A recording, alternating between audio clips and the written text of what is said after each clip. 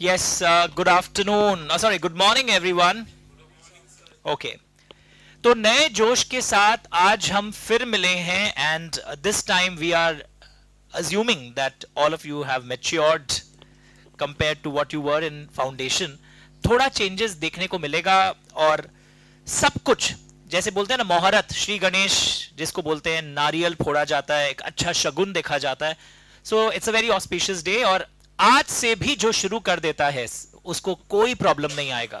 And एक बात मैं बोलना चाह रहा हूं स्पेशली अगर आप सीए कर रहे हैं because CA CMA course is almost similar. CA वालों का सिलेबस वास्ट है. आपके क्वेश्चन पेपर्स 12 से 14 पन्ने का आता है. सीए इंटर लॉ का 14 पेजेस क्वेश्चन पेपर. 4-4 मार्क्स के क्वेश्चन सवा पेज में रन करते हैं. डरने का कोई बात नहीं है. उसमें ज्ञान दिया हुआ रहता है. ऐसा लगेगा कोई आपके ऑफिस आकर आपसे कई बातें डिस्कस कर रहा है जिसका सोल्यूशन आपको ढूंढना है. सीएमए इंटर का पेपर डायरेक्ट होता है. 3.25 पन्ने में खत्म हो जाता है. Direct what is this, define this, what is that, explain this, जय Bharat.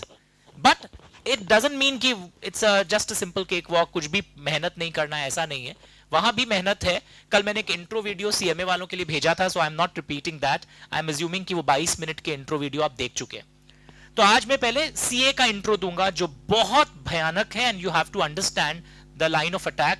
And specially first of all hats off to all of you जो लोग स्टे अहेड बैच ज्वाइन किए बिकॉज कई लोग ज्ञान दिए होंगे अभी तो चिल करने का टाइम है, अभी तो इतना पढ़े हो. मैं आपको बता दूं एग्जाम फाउंडेशन का देरी से हुआ था. इस बार रिजल्ट और देरी से आएगा. एंड 2 महीना मतलब 60 डेज वेस्टेज पूरा होना मतलब बिग लॉस. 60 दिन बैठे रहना और कुछ नहीं पढ़ना अपने आप में एक सुसाइड अटेम्प्ट होता है एट इंटर लेवल. बिकॉज आप खुद जानते हैं ये वीडियोस आपने शॉर्ट्स में मेरे देख लिए होंगे. एक लाइन बोलूंगा. फाउंडेशन में जो पढ़े हुए सब्जेक्ट थे सो कॉल्ड पढ़ा हुआ सब्जेक्ट अकाउंट्स मैथ्स सब 12 में पढ़ा हुआ था.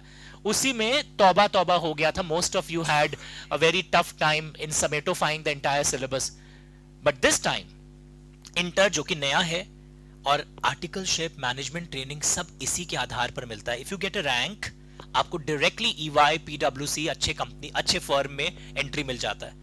रैंक नहीं आता है तो भी अच्छा होता है. आई नो मेनी स्टूडेंट्स जिनका रैंक नहीं है पर आज सैलरी 1.25 करोड़ है. ऐसा भी है. तो ये भी बता दूं रैंक नहीं आना मतलब आपका कोई सूर्यास्त नहीं हो गया है. चाहे सीएमए हो या सीए हो. आप अगर अपने ऑफिस में if you can prove yourself कि आप बहुत कॉम्पिटेंट हैं, सब कॉम्प्लेक्स केसेस को आप अपने बॉस को टीम मेंबर्स को आइडिया देते हैं तो पीछे से आपकी तारीफ होगी. Let us send him to Singapore. Company अच्छे प्रोजेक्ट के लिए जा रही है इसको भेजते हैं ना. He is not a rank holder. Sir rank holder से क्या फर्क पड़ता है. बंटी को देखिए, चतुर को देखिए सर कुछ बोल ही नहीं पाता मीटिंग में. तो let us send someone else who is not a rank holder but who when he speaks then people pause करके सुनते हैं. यार क्या बोल रहा है, क्या आरबीआई रेगुलेशंस बताया है, क्या कंपनी लॉ के रूल्स के बारे में बता रहा है. तो आर यू अंडरस्टैंडिंग तुमको कैसा बनना है. भेड़ बकरी की तरह चिल करना है या तुमको फोकस होके पढ़ना है ये तुम पर है. हम लोग डायलॉग दे रहा है और हमारा एक स्वार्थ होता है. जनरली बता रहे नॉट द फाइनेंशियल स्वार्थ एट लॉ वो है बट वो बहुत नीचे है. Specially for me since I am teaching since 24 years तो I have seen all you know सारा मैंने देख चुका अपने लाइफ. I am secured. पर पुराने स्टूडेंट्स को पढ़ाने का ये फायदा होता है कि मुझे बहुत कंफर्ट रहता है. नए जो आएंगे उनको भी मैं अपना क्या नाम है फैन बना लूंगा. पर पुराने में मुझे पता है कि मैं इसको ऐसे मोल्ड कर सकता हूँ. इसका स्पीड स्लो है, शायद स्लो था ना लिखने का, तो मैं इसको इस बार हंटर मार मार के इंटर में स्पीड बढ़ा सकता हूं. या इसका ये आंसर में इंग्लिश में थोड़ा प्रॉब्लम होता है बाई चांस तो मैं इसको ये लैंग्वेज से सिखा सकता हूं. That is an advantageous thing in my hand as well as in your hand कि मैं तुमको टोक सकता हूं, रोक सकता हूं, ऐसे करो. अदरवाइज आप एक्सपेरिमेंट करना चाहते हैं इस ट्रायल रन में इस सीजन में अपने इंटर के एग्जाम में यू आर मोस्ट वेलकम. बाद में भी दरवाजा खुला है, आप जब चाहें वापस आ सकते हैं.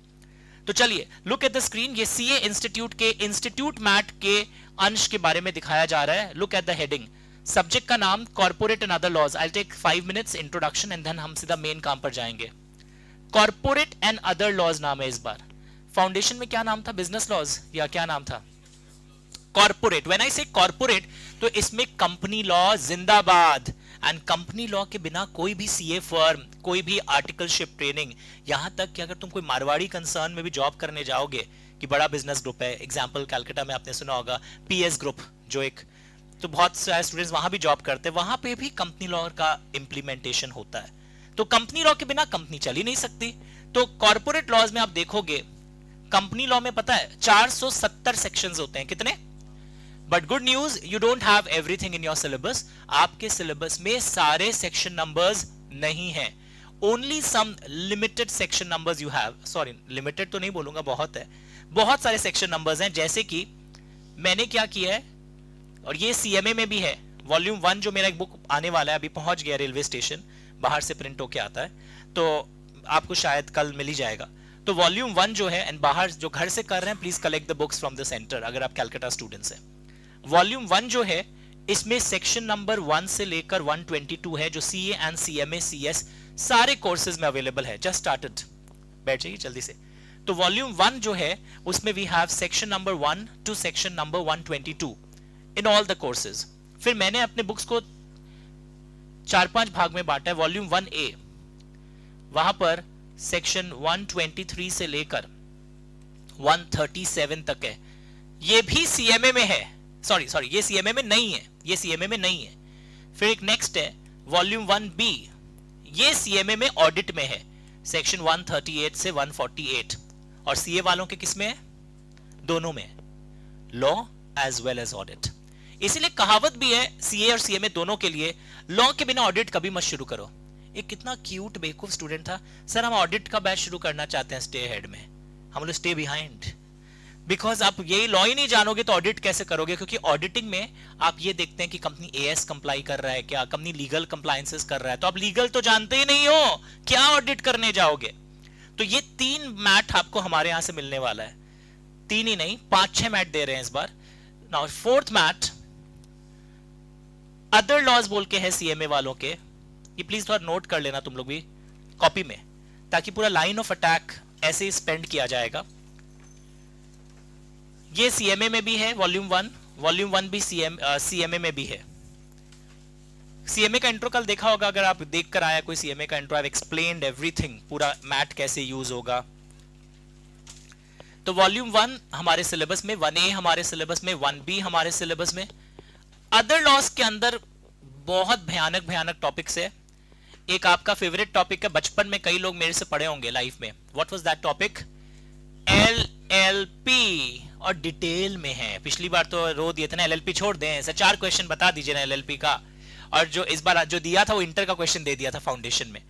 इन सीए फाउंडेशन एक साल था बहुत साल पहले, दिसंबर 2023, उसमें जो क्वेश्चन दिया था वो इंटर का लेवल का था.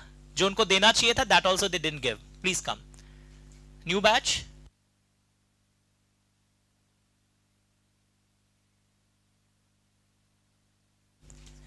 तो एलएलपी है अदर लॉज में. देन एक एक्ट का नाम है, डरना मत, जनरल क्लॉजेज एक्ट. और एक एक्ट है, डरना मत नाम, इंटरप्रिटेशन एक्ट. नहीं है चैप्टर अपने आप में, कुछ principles of statutes. Interpretation of statutes. Statue नहीं है. ओके तो मैं एक बैकग्राउंड डिस्कस करना बहुत जरूरी होता है. ये जो राइट वाला टॉपिक है ना, ये सीए में भी है, सीएमए में भी है.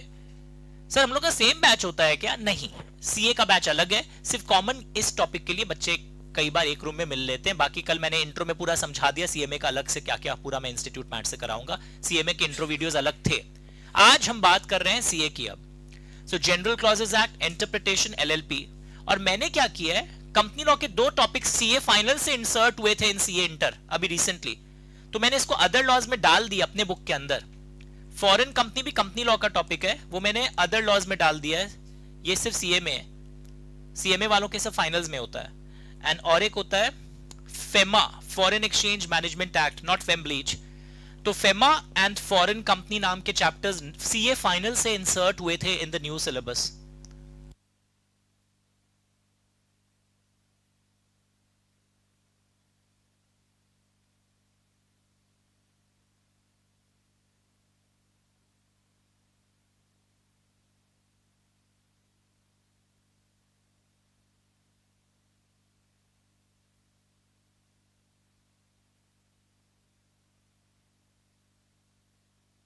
फॉरेन एक्सचेंज, फाइनेंशियल दिखता है हर चीज.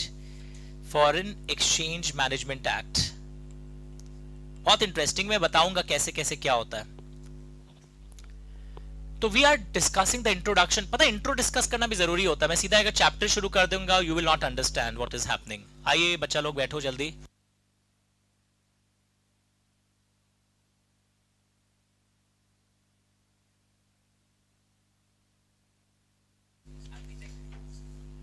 आइए. नाउ लुक हियर, मैं इंट्रोडक्शन डिस्कस कर रहा था, बोर्ड देख लो, कोई बात नहीं. सेक्शन नंबर्स के रेंजेस बताया हूं मैं. अब बताता हूं है क्या चीज. बहुत इंटरेस्टिंग चीज है. ये जो आपको पूरा दिख रहा है ना, this is our syllabus. And कसम खा के बोलता हूं, बुक देने तो हाथ में, आपको लगे झूठ मूठ हम लोग को सपना दिखा रहा है. You can get 95, 94, 96 in law. Full मिलता है, फुल. नहीं सर फाउंडेशन का मार्क्स आ गया, 56 मिला है आपसे पढ़ के भी, 48 मिला है. रीजन वहां पे इंग्लिश था, वो सब्जेक्टिव हो जाता है, वो प्रेसी राइटिंग, रिपोर्ट राइटिंग. तो और इंग्लिश का अपना थोड़ा हिंदी हुआ हुआ है इंडियन स्टूडेंट्स का मोस्ट ऑफ. अब बोलोगे sir I am in Covid batch, I was in Covid batch ना, इसलिए पढ़े नहीं, सिर्फ मोबाइल पढ़ते थे. तो इंग्लिश के कारण वहां डिप हो जाता था वो पूरा स्कोर. बट यहां पे क्या, प्योर लॉ. 4 में 4 मिलता है, 3 में 3 मिलता है, 2 में 2 मिलता है, विपरीत भी है, 0 भी मिलता है. But how to get full वो भी हम लोग लेक्चर्स के दौरान सीखेंगे. और जैसा आपको याद हो, हम लोग लिखते भी थे कलर्ड पेन से, बहुत कुछ फिर से लिखेंगे, याद भी करेंगे, साथ में बोलकर एनालाइज करके, short revision clips, big revision clips, सब कुछ होगा. एंड अगर आप ऑलरेडी पढ़े, यू नो माई स्टाइल, उसी स्टाइल को और रिफाइन करेंगे. Every term I change, and this term is a very special term, क्योंकि मैंने कुछ अपने नए नए बुक्स लॉन्च किए जो अभी इंडिया में कहीं नहीं है. कि एक पेज पे 6 अलग इंक में प्रिंटर के ऑफिस में बैठ करके वो क्यों. कलर तो ऐसे भी भरा जाता है, इसको रेड कर दो, इसको ऑरेंज कर दो, वैसे नहीं. जैसा रिक्वायरमेंट, जो तुम लोग क्लास में कलर भरते थे ना, मैं कर दिया हूं इस बार से. तो हम लोग क्या करेगा, I was always against, I always criticise कि कलर्ड बुक नहीं होना चाहिए, तुम क्या करोगे. पर मेरे को लगा बच्चे आजकल है ना बहुत लेजी हो गए. इधर बैठ जाइए, खाली है. तो मुझे लगा बच्चे आजकल बहुत लेजी हो गए हैं, मैं वो काम भी कर देता हूं, ताकि क्लास में आपका काम याद करने पर ज्यादा फोकस हो जाएगा, इंस्टेड ऑफ जस्ट अंडरलाइनिंग. तो हम चेंज लाया है कुछ अच्छे ऑब्जेक्टिव को ध्यान में रखते हुए. नाउ लुक हियर, किसी को आइडिया है what is interpretation of statutes? हम लोग 5 मिनट बाद फुल फ्लेजेड कंपनी लॉ शुरू करेंगे. बस ये चैप्टर्स का आइडिया दे रहा था अभी मैं, कि मेरे 4 बुक्स आपको मिल रहे हैं, ये चारों फिजिकल बुक्स हैं, मतलब जिसको आप छू पाओगे. फिर कुछ ई बुक्स मिलता है प्रैक्टिस के लिए. What is e books for practice? जैसे मैं एमसीक्यू सेशंस के ई बुक्स लाता हूं, जिसमें आप आंसर्स भी लिखा रहता है पीछे में, वो आप लैपटॉप पे रख के प्रैक्टिस कर सकते हो पीरियोडिकली. और हर चैप्टर वाइज एमसीक्यू बनाया हुआ है इस बार. ओके. फिर एक बुक होता है, आपने कभी सुना होगा नाम, सुपर 150 क्वेश्चंस, वो भी मिल जाएगा इंटर के लिए. वो अभी ई बुक है, बट वी आर प्लानिंग कि उसको भी फिजिकल दे दिया जाए इस बार पहले से. अभी कमिटमेंट नहीं है उसका. ये 4 फिजिकल बुक का कमिटमेंट है. MCQ e books, then chart book जिससे इस बार पढ़ाया जाएगा. पिछली बार मैंने अपने चार्ट बुक को यूज नहीं किया था, but this time I have designed different types of helicopter charts. मतलब व्हाट इज हेलीकॉप्टर चार्ट्स? ऊपर से पूरा चैप्टर एक बार में आपको दिख जाएगा कि क्या हो रहा है. तो वो भी डिजाइन किए गए हैं. ओके. किसी को पता है what do you mean by interpretation? Anyone in the class? Anyone? जो बच्चे घर पे बैठे हैं, आई एम अज्यूमिंग कि आप घर से कर रहे होंगे. बताओ, इंटरप्रिटेशन का मतलब क्या होता है? What do you mean by interpretation? Understanding the real meaning, कि जो लिखा है वो उसका असली मीनिंग नहीं है. असली मीनिंग तो कुछ और होगा. आओ जल्दी हो, जल्दी हो, जस्ट स्टार्टेड. तो अभी तक मैंने क्या किया था, आने के पहले मैंने सारे सेक्शन नंबर्स के रेंजेस यहां पर ले डाउन कर दिए. If you see the screen, क्या क्या सेक्शन नंबर्स के रेंजेस हैं आपको स्क्रीन पर दिख रहा होगा. ये सारे सेक्शन नंबर्स के रेंज मैंने बताया, वीडियो बाद में फास्ट फॉरवर्ड कर लीजिएगा. एंड मैं 4 बुक्स देने वाला हूं. पहला बुक आपको कल मिल जाएगा, बाकी आज हम लोग उसको फाइनल करेंगे सैंपल देखकर. Then it will come in next 10 days. अभी यूज भी नहीं कर रहे हैं. We are using only volume 1, जो कि अपने आप में अराउंड 25-30 मार्क्स का है. तो हम लोग इसको कंप्लीट कर देंगे. आई विल ट्राई कि रिजल्ट आने तक कंप्लीट हो जाए. हाँ, 300 पन्ने का बुक है, अपने मिलते रहेंगे, एक्स्ट्रा क्लासेस भी होगा. या यू आर सेफ. ओके. और आपको मेरा पैटर्न पता है, I don't extend the course till last. I finish it 3 months पहले with revision and all sort of things. तो look here, what is interpretation? मैं आपको एक बात बोलता हूं. एक एक्ट है, ओके? उस एक्ट में एक बात लिखा हुआ है. Bribes can not be taken in cash. कोई एंटी करप्शन रोकने के लिए, करप्शन रोकने के लिए एक एक्ट है। ब्राइब्स, घूस फूस नहीं ले सकते आप कैश में। तो ये ऑफिसर थे सराउगी जी। सराउगी जी है ना, टीवी, आईफोन, ये सब घूस में लेते हुए पकड़े गए, धर लिया गया इनको। ए what the hell is this, how are you taking, तुम जाओगे इस एक्ट के अंदर, ब्राइब्स लेने मना है। लकीर के फकीर पता है क्या बोलते हैं, सर लिखा हुआ है bribes can not be taken in cash, I am taking in kind sir. बुद्धि का इधर हिल गया ना, समझ गया ना क्या हुआ। कई बार डिक्शनरी लिटरल मीनिंग सिर्फ अडॉप्ट लॉ में नहीं करते हैं। जो लिखा होता है ना डिक्शनरी में या लॉ में, वही उसका वास्तविक मीनिंग। और तुम सहमत हो ना मेरे से, जब लिखा bribes can not be taken in cash, the word, the ambit of the section is wider. कोई भी टाइप का ब्राइब्स आप नहीं ले सकते। यही लॉजिक भी साउंड करेगा ना, कोई भी प्रकार का घूस आप नहीं ले सकते। पक्का? एक बेस्ट एग्जांपल देते हैं, बचपन से आप लोग पढ़े हैं, मैं दिखाता हूं आपको। यस यस याद आ गया, वेरी गुड। ये देखिए आपके सीए सीएमए इंटर की किताब, याद आ गया, कुछ तो याद आया होगा। ये एक सेक्शन 3 है इस दुनिया में, आपने भी पढ़ा होगा कभी, section number 3। Can you see it everyone? पहला लाइन पढ़ो, पहला लाइन पढ़ो सेक्शन 3, बोर्ड पे देखो 2 मिनट, कोई बात नहीं। मैंने कुछ सिलेबस इंट्रोडक्शन दिया था, वो रिवाइंड करके देख लेना फिर से।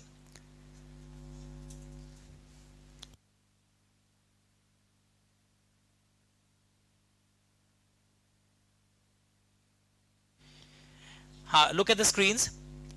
A company may be formed for any lawful purpose. क्या लिखा हुआ है बच्चा लोग? Company may be formed. English medium school से हैं भाई, हम लोग तो भाई किसी तरह पढ़ के पास हो गए। आई क्लियर्ड माई बोर्ड्स इन 1995। तो MAY में पढ़ के क्या लगता है रुद्र जी? कंपनी लॉफुल पर्पस के लिए बन भी सकता है, लॉफुल पर्पस के लिए नहीं भी बन सकता। ये सबको ही सुनो, CA में सबको ही, ओके। पर ये मे वर्ड को क्या पढ़ा जाएगा? सुना था ना मेरे मुंह से कभी, अगर आपने वीडियो देखा है, वरना आज सुन लिया।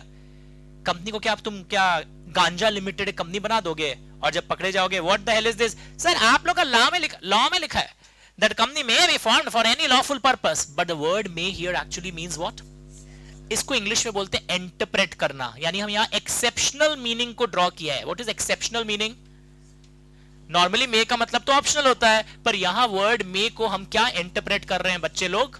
शैल इंटरप्रेट कर रहे हैं। तो एक चैप्टर है जो सब कोर्स में इंपैक्ट करता है, इंटरप्रिटेशन।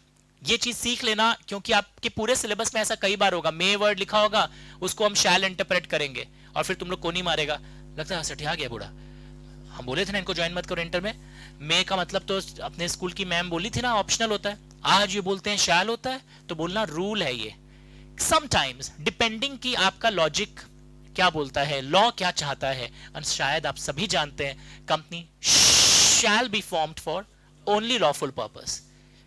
ओके, एक और मजेदार चीज दिखाते हैं, बहुत इंटरेस्टिंग है, बहुत मजा आएगा इस बार भी लॉ पढ़ने में। इस बार एक फायदा है, contract act, sale of goods act में ना मार्क्स कट जाते थे, वो बड़े बड़े आंसर्स होते थे ना इंग्लिश में, बड़े सेंटेंस। इस बार क्या है, छोटा छोटा आंसर होगा, 5-5 लाइन का आंसर, 5 मार्क्स, 1 2 3 4 5, पूरे पॉइंट्स फॉर्मेट में आंसर होंगे। फायदा है, बता रहे व्हाट इज द फायदा compare to foundation, why inter is scoring. अगर मैं सीए की बात करूं, वहां इंग्लिश के कारण स्कोर मर जाता था, चाहे लॉ का पेपर अच्छा होगा तो भी। इस बार सब लॉ है। सेकेंडली, पिछली बार वो सेल ऑफ गुड्स एक्ट हो, नीमो डैट और मैंने हार्ड बड़े बड़े इंग्लिश होते थे, जिसमें फुल स्टॉप 4 लाइन बाद आता था। कई बार आपको लगता था अरे फुल स्टॉप कब आएगा रे, provided that if and O U. इस बार 1 लाइनर आंसर्स हैं, simple English sentences which can create magic. Look at the screen, don't talk, कुत्ता कहीं का, नहीं आप लोग को नहीं बोल, cats, cows, buffaloes and other animals. कुत्ता, बिल्ली, गाय, भैंस एंड बाकी एनिमल्स, ये सब तुम बताओ। अरे अपना हरे कृष्णा आया, अच्छा लग रहा है।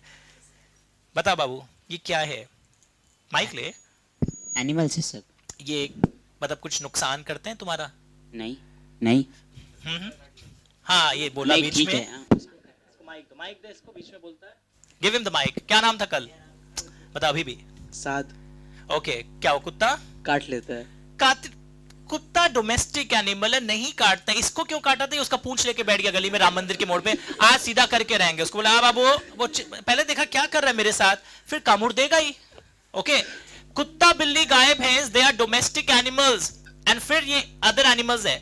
अगर इस दुनिया में कोई एक्ट होता, एनिमल्स एक्ट, अब बोलोगे 2023 मूवी, नहीं नहीं नहीं, ये एक एक्ट है. सपोज एनिमल्स एक्ट 2023 लिखा हुआ है, dog cat cow buffalo and other animals. CMA में भी काम आएगा ये चीज.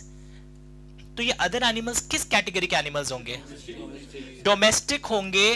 बिकॉज ये एक लॉ है, ये एक लॉ है. अभी उसका उसमें हम नहीं जा रहे हैं, पर बता रहा है किसी लॉ में अगर 4-5 स्पेसिफिक वर्ड्स होते हैं. स्पेसिफिक वर्ड्स मतलब जानते हो सब अलग अलग स्पेसिफिक है. वेरी गुड, पढ़ लिया क्या? Belonging to the same category. Very good, I am impressed. तो specific words belonging to the same category अगर यूज होता है, तब जो जनरल वर्ड बाद में आएगा ना, बाद में कौन सा जनरल वर्ड आया बताओ? This will also belong to. Very good. सबको इंटरेस्ट है यार. पहला 2-3 दिन तो तुम लोग ध्यान से सुनते ही हो, टीचर ठीक पढ़ा रहे हैं. तो अब इतने साल बाद भी अगर डेमो देना पड़ जाए तो बात ही क्या. एक जी बोला हमको डेमो लेना है, बोलो वाह यूट्यूब पर है, देख लो वहां से. Demo is for someone who starts last week, then you can see the demo. Now look here, dog cat cow buffalo and other animals. तो अदर एनिमल्स भी किस कैटेगरी को बिलोंग करेगा? डोमेस्टिक. अब रुको, मजेदार बात, बहुत लवली एग्जांपल है तुम्हारे लिए. Dogs, monkey, crocodile. एक बहुत बड़ा नाम है.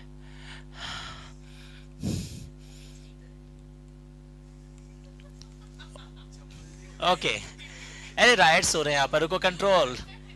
Dog, monkey, crocodile, hippopotamus and other animals. अब बताओ कृष्णा, बताओ ना क्या होगा? नॉर्मल होगा. तो अब नॉर्मल थे क्या ऊपर वाले? यहां अदर एनिमल्स किस कैटेगरी को बिलोंग करेगा? यहां अदर एनिमल्स किस कैटेगरी को बिलोंग करेगा? Sir let me clarify. कोई यूट्यूब पे कभी, अभी तो यूट्यूब पे हम लोग डाल ही नहीं रहे हैं इस बार. हाँ, वाइल्ड, पर डॉग तो वाइल्ड नहीं है सर. इस बार हम ऊपर वाला रूल अप्लाई नहीं कर पाए. पिछली बार एक रूल था, उस रूल का नाम सुनना इंग्लिश में. सिर्फ इंग्लिश में सुनना, डरना मत. बाद में सीए वालों को से पढ़ाया जाता है. एड्यूस्डम जेनरस. कभी कॉलेज वाले में कोई सीट वीट नहीं देना, वो सोचेगा गाली दिया. Can I sit here? No, it's my seat. Ejusdem generis. Teacher को बुला लेगा, sir he is using slang. What slang did he use? Sir ejusdem generis. Oh, good. He's making you revise that in any law, when 4-5 specific words are used belonging to the same category, and after that general word is used other animals, तो other animals भी किसको belong करेंगे? इस बार पता है 4 अलग प्रकार के लोग हैं. मतलब कुत्ता कहाँ चलता है? गलियों में, जमीन पर. मंकी कहाँ चलता है? सब पेड़ों पर उछलता है. क्रोकोडाइल पानी में, और हिप्पोपोटामस से तो चला ही नहीं जाता है. तो ऐसे सिचुएशन में ये यहां पर नाना प्रकार के, मतलब विभिन्न प्रकार के, मतलब वैरायटी ऑफ एनिमल्स की बात हो रही है. They are not belonging to any particular category. I can not apply the rule of ejusdem generis. इस बार हम वो रूल अप्लाई. तो ये मैं क्यों पढ़ा रहा हूं? लॉ पढ़ाते वक्त होगा मेरे साथ और तुम्हारे साथ ऐसा. एंड अदर थिंग्स, तो हम पूछेगा अदर थिंग्स क्या होगा. अगर तुम देखोगे 4-5 सेम टाइप के वर्ड्स यूज हो रहे हैं और फिर जनरल वर्ड यूज हो रहा है, तो वो वाला भी उसी मीनिंग को बिलोंग करेगा. एंड इफ आई से dog, monkey, crocodile, hippopotamus and other animals, I can not apply that rule. तो ये क्या सिखा रहा था मैं? What was I teaching? कि लॉ पढ़ने के समय ऐसे कई रूल्स आते हैं. जैसे आज हम लोग क्या सीखा, कभी कभी मे क्या होता है? शैल. कभी कभी शैल भी क्या हो जाएगा पता है? मे. एक जन बैठी हुई है वहां पर, उनको भेज दो. अब तो ऐसा लॉ में कई बार होगा. अब एक मजेदार बात, तुम लोग एक वर्ड सुने हो, एंड. अरे एंड, हाँ या ना? और एक वर्ड सुने, और. ये तो आज ही देखने को शायद मिल जाए. आइए प्लीज सिट. सुन लिया? गुड, बैठ जाइए. एंड एंड और. एंड का मतलब क्या होता है? हाँ, मतलब हिंदी में. अच्छा, हिंदी लिख रहा हूं, कोई घबराना मत अगर हिंदी नहीं आता हो. यही है ना, फॉरगॉटन. और का हिंदी मीनिंग? ओके. तो एंड का मतलब रूपल दी कहां होता है? प्रोजेक्टर्स आ जाएंगे हाँ.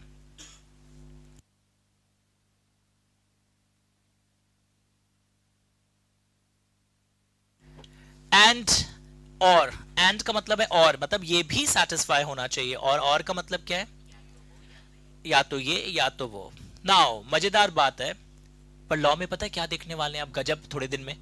एंड वर्ड को कभी कभी और को कभी कभी दिखाया था एक बार इंटर में, फाउंडेशन में भी कभी. कोई बात नहीं, मैं बता दूंगा. चलिए now we'll start the class. है ये इंट्रोडक्शन था. अच्छा एक चीज बता दूं, पेपर में जो पहले था, अभी नया पेपर पैटर्न इन लोग चेंज करने वाले हैं फिर से. Look here, if someone has come late, ये देखो बोर्ड पर रिवाइंड करना, ये मेरे तरफ से 4 बुक सीए वालों को मिलते हैं, सीएमए वालों को लॉ का 2 बुक्स मिलता है. उनका सिलेबस अलग टाइप का है थोड़ा, मैंने इंट्रो वीडियो में बताया था, और मिलेगा भी. नाउ एक चीज बता दूं, पेपर कैसा आता है? 4 mark question, 5 mark question. CMA में तो सारे डायरेक्ट है, और एमसीक्यू भी सीएमए वालों का तो इतना बेबी है, 1 लाइनर एमसीक्यू 2 मार्क्स. उसमें रिस्क है, आई am against that policy. Wrong होते 2 गया, 0 0 0 0 हो जाएगा. बहुत सारा आने से क्या होता है, बहुत सारा नहीं आ रहा है, बहुत सारा आ रहा है, स्टिल मॉडरेट हो जाता है इफेक्ट. हाँ ऐसे 8 है पर बोलने में 9 हो जाता है. सीए में भी बोलने में 6 सब्जेक्ट है, पर उसके अंदर भी स्प्लिट करते करते 7-8 निकल जाते हैं. तो look here, what I want to say, ये पैटर्न मैंने बता दिया कौन कौन सा रेंज. ये जरूर वीडियो फास्ट फॉरवर्ड करके स्क्रीनशॉट लेके लिख लेना. एक पेपर दिखाता हूं आपको. एक स्टूडेंट ऑल इंडिया फर्स्ट आई थी, किंजल अजमेरा. ये हम लोग अविनाश सर, हम लोग सब जो क्लास टेस्ट लिए थे सितंबर 2021 में, एग्जाम नवंबर में था. तो पूरा पेपर हम लोग चेक करके भी देते थे. इंटर के पेपर्स बहुत थॉरोली मैं खुद चेक करता हूँ. नाउ लुक हियर, ये स्टूडेंट का पेपर है. आपको पता चलेगा कैसे, अभी तो समझ में नहीं आएगा, फ्रेंच एंड ग्रीक है, पर पेपर कैसे चेक होता है मैं आपको वो समझाना चाहता हूँ इंटर लेवल पर, सीए और सीएमए दोनों का. सपोज ये 6 मार्क्स का एक स्टडी था. यू कैन सी हियर 6 लिखा हुआ है, मैंने ब्रैकेट में इनको 5 दिया है. इस 6 मार्क्स के स्टडी में टुकड़ा टुकड़ा किया हुआ रहता है कि ये पॉइंट अगर स्टूडेंट लिखेगा 1.5 दे दो, तो इन्होंने लिखा, मैंने 1.5 दे दिया. ये पॉइंट लिखा, 1.5 दे दिया. फिर एनालिसिस में भी मैंने 1.5 दे दिया. ओवरऑल कंक्लूजन पे भी मैंने मार्क्स दे दिया. ऐसे करके ब्रेकअप करके आपको मार्कशीट दिया जाएगा. फिर भी इनका मैंने 1 मार्क्स काटा. पूरा आंसर राइट था, क्योंकि इन्होंने फर्स्ट लाइन में बवाल कर दिया था. रॉन्ग सेक्शन नंबर लिखा, अंदर पूरा माल सही है, पर एड्रेस क्या कर दिया, रॉन्ग लिख दिया. तो मेरा एक कमेंट है जो आपके लिए भी होगा, if not confident don't write the wrong number in exam, they will cross everything. वो तो मैं हूं कि मैं बायस्ड हूं, मुझे पता अच्छी बच्ची है, सारा क्लास कोविड के समय जूम सेशन में वो की है, लाइव ऑनलाइन.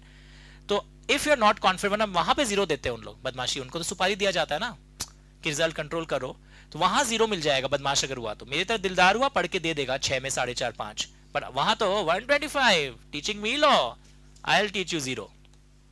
अंडरस्टूड? मैंने 5 दिया है. अब जैसे ये एक आंसर है, ओके, तो यहां पे भी हमने फुल मार्क्स दिया है. ऑल्दो 1-2 लाइन कुछ मुझे लगा एक्स्ट्रा ऐड हो सकता है, but that was also correct. तो फुल मिलते हैं आप when you right the answers. मेरे टेस्ट में 82 मिला था, इंस्टीट्यूट के एग्जाम में 79 मिला था लॉ में. ऑडिट में मेरे टेस्ट में भी 81 मिला था, इंस्टीट्यूट में 88 मिला था. तो इट हैपेंस. तो एंड यूजुअली सेम मार्क्स. एक लड़का था मुकुल बगड़िया बोलकर, व्हाट अ कोइंसिडेंस, मेरे टेस्ट में जो मार्क्स मिला वहां पे भी उसको भी 2 मार्क्स वहां कम मिला, और ऑडिट में उसको भी 79 मिला. He could not cross 80. तो मैं क्या बताना चाह रहा हूं कि पेपर कैसे लिखा जाता है, मैंने ग्रुप में भी डाला है शायद, कि तुम लोग को भी बाद में पेपर में देखो कैसे, देखो बुलेट्स दिख रहा है, डॉट, फिर पैराग्राफ चेंज किया एग्जाम्पल के लिए. Can you see this everyone? फिर वापस पैराग्राफ चेंज किया कोई नया पैराग्राफ क्रिएट करने के लिए. इससे फायदा क्या होता है कि उनको लगता है कि आपने आंसर में बहुत सारे सब पार्ट्स क्रिएट किए हैं. तो अभी बोल के कुछ फायदा नहीं है, because you don't know the answer, but pattern समझ रहे हो ना. या हर आंसर में देखो as per section number 132. Section number अगर सही नहीं आता है तो मत लिखो, तुम क्या लिखो, according to companies act, as per companies act, या कंपनीज एक्ट प्रोवाइड्स. तो ये चीज अपने को सीए, सीएमए, इंटर सब में ध्यान रखना चाहिए, आंसर्स किस तरह लिखा जाए. ओके, तो ये मैंने एक ग्रुप में डाल दिया रेफरेंस के लिए कि आंसर कितना नीट होना चाहिए. अच्छा, कई लोग को लगता है डर से, मेरा आंसर खराब है, मेरा हैंडराइटिंग खराब है, हैंडराइटिंग, क्या मेरा रैंक आ सकता है? यस, बैड हैंडराइटिंग वालों का भी भर भर के रैंक आता, भर के. एक स्टूडेंट था मोहित जैन बोलकर, उसका तो हैंडराइटिंग था, लगा चिड़िया उड़ा रहा है, चिड़िया उड़ा रहा, अभी डिलॉयट में बहुत अच्छे पोजीशन में, very very bad, CA final all India 26th। तो ऐसा भी होता है, बट उसको हम लोग एक काम करवाए थे उसके साथ कि जिसका हैंडराइटिंग खराब होता है ना, उसको थोड़ा ना अंडरलाइन कर देना चाहिए मेन पॉइंट्स, ताकि वो जो सूरदास होते हैं ना, जो पेपर चेक करते हैं, उनको दिख जाए कि बच्चा लिखा है राइट पॉइंट। वरना लिखने के बावजूद क्या होगा, it will be नजरअंदाजीफाइड।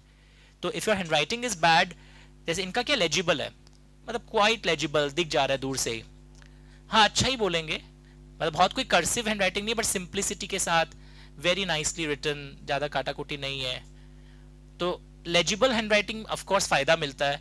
Bad handwriting वाले को भी अच्छा मार्क्स मिलता है। इवन बोर्ड्स में भी सुना होगा, स्कूल में एक जन हैंडराइटिंग खराब तो 99% आया है, पढ़ा जाता है पेपर। ऐसा नहीं है कि बैड हैंडराइटिंग हो गया तो जीवन भर का कलंक लग गया, ऐसा नहीं है। हाँ, बट गुड वाले को एक कमांड मिल जाता है, उसको एक थोड़ा एज मिल जाता है कि राइट हो जाता है सब कुछ। मैं पुराना ट्रेंड बता रहा हूं, अभी नया ट्रेंड रिलीज नहीं हुआ है। पुराने ट्रेंड में 30 मार्क्स एमसीक्यू है। वाह सर, मजा आ जाएगा, ऐसा जरूरी नहीं है। लॉ पेपर्स में सीएमए वालों के 20 मार्क्स के आसपास, सीए वालों के 30 marks MCQ.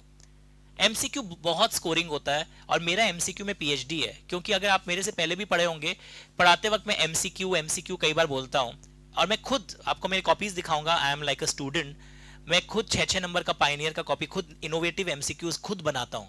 I am against that policy कि बाजार का 3 बुक ले आया और उसको टाइपिस्ट को दे दिया, यहां से टाइप करो, मन नहीं मानता है।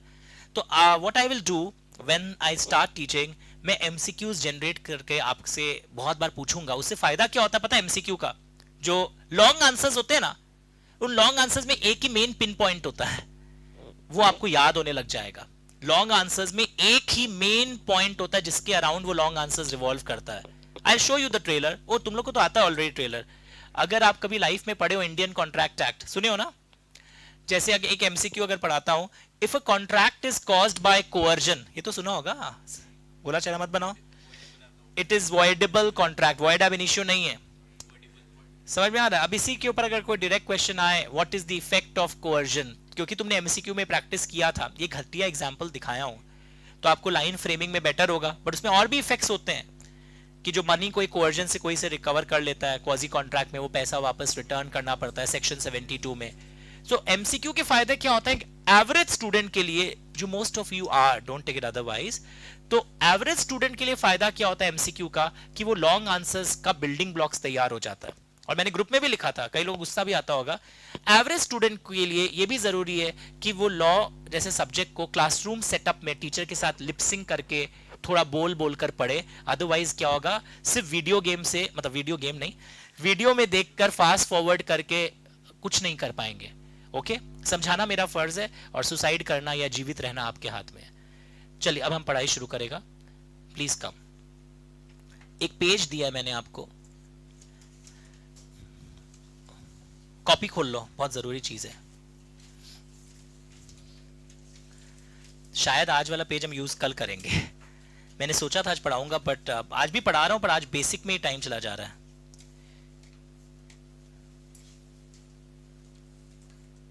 ऐसा पीपीटी तुमने लाइफ में कभी देखा होगा पहले भी, उसी का, अरे क्यों नहीं मिला?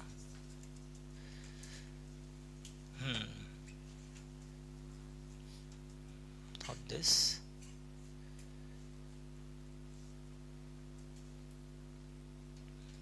चलो एक बात बताओ मेरे को, ये बचपन वाला पीपीटी है, उसी से एक बेसिक पहले आपके साथ क्रिएट करता हूं। सब लिख भी लेना पर। अच्छा, कभी अगर आपने बचपन में पढ़ा है types of company, private company, public company, small company, OPC, फिर से है, मैं पढ़ाऊंगा उसको फिर से, पर अभी नहीं। अभी मैं कुछ नया अच्छा बेसिक्स, दूसरा बेस दूंगा। ओके हाँ, डॉर्मेंट कंपनी भी था, I have done in my batch. हाँ, उस क्वेश्चन भी रॉन्ग था। उस क्वेश्चन में एक साल था दिसंबर 23, फाउंडेशन में फॉर्म 20 नहीं देना चाहिए था वो, मतलब डॉर्मेंट के साथ कुछ और भी घुसा दिया था, section 10A, that was out of syllabus. हाँ, बहुत साल पहले आपने देखा होगा, दिसंबर 23 एक साल थी।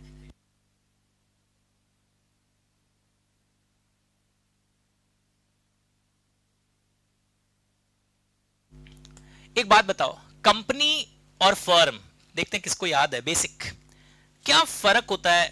मेन फर्क क्या है अगर मैं बात करूं नए बच्चे लोग, पुराने बच्चे लोग, कि कंपनी बनाने का और फर्म बनाने का क्या फर्क होता है? व्हाट इज द फर्क? अगर मैं बोलूं कंपनी बना रहा हूं, क्या फर्क है? कंपनी एंड फर्म, फर्म किस एक्ट के अंदर गवर्न होता है?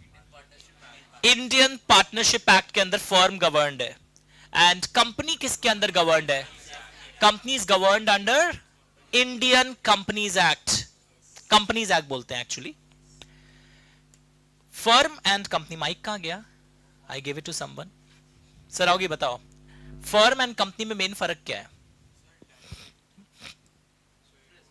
नहीं माइक में बोलो, घर वाले लोग भी सुनेंगे ना, घरेलू बच्चे भी सुन रहे हैं। टेल मी सर, लाइबिलिटी का फ़र्क होता है कि कंपनी में लिमिटेड लाइबिलिटी है up to the amount of unpaid shares, and firm के केस में अनलिमिटेड लाइबिलिटी है। मतलब क्या है अनलिमिटेड लाइबिलिटी का? माइक दो बाबू। What's your name? Ved. So company has a separate legal entity while the status of the firm depends on its partners. Okay, what do you mean by, मतलब ये जो तुम लोग दोनों पास पास पहुंच गए हैं, बट मेन अगर किसी बिल्डिंग में जूनियर को समझाना पड़े लिमिटेड लाइबिलिटी, सेपरेट एंटिटी, क्या मेन फायदा है?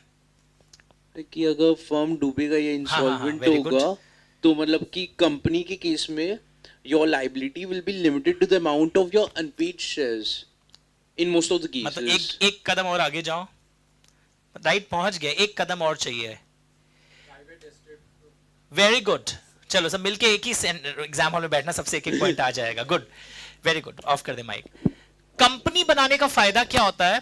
कल को कंपनी की हालत खराब हो जाती है, I am talking in Hindi, I hope you understand.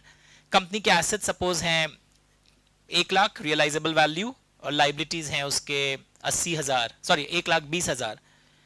तो अगर एसेट से कुछ रिकवरी नहीं हो पाता है, आर यू अंडरस्टैंडिंग, तो हम शेयर होल्डर्स को बोलेंगे आप लोग का इतना शेयर पे इतना इतना रुपया बाकी है, दे दीजिए। तुम लोग शेयर्स मतलब समझता है ना, कंपनी का जब फंड्स होता है उसको बांट दिया जाता है into shares of so and so value. तो what is the advantage of forming a company?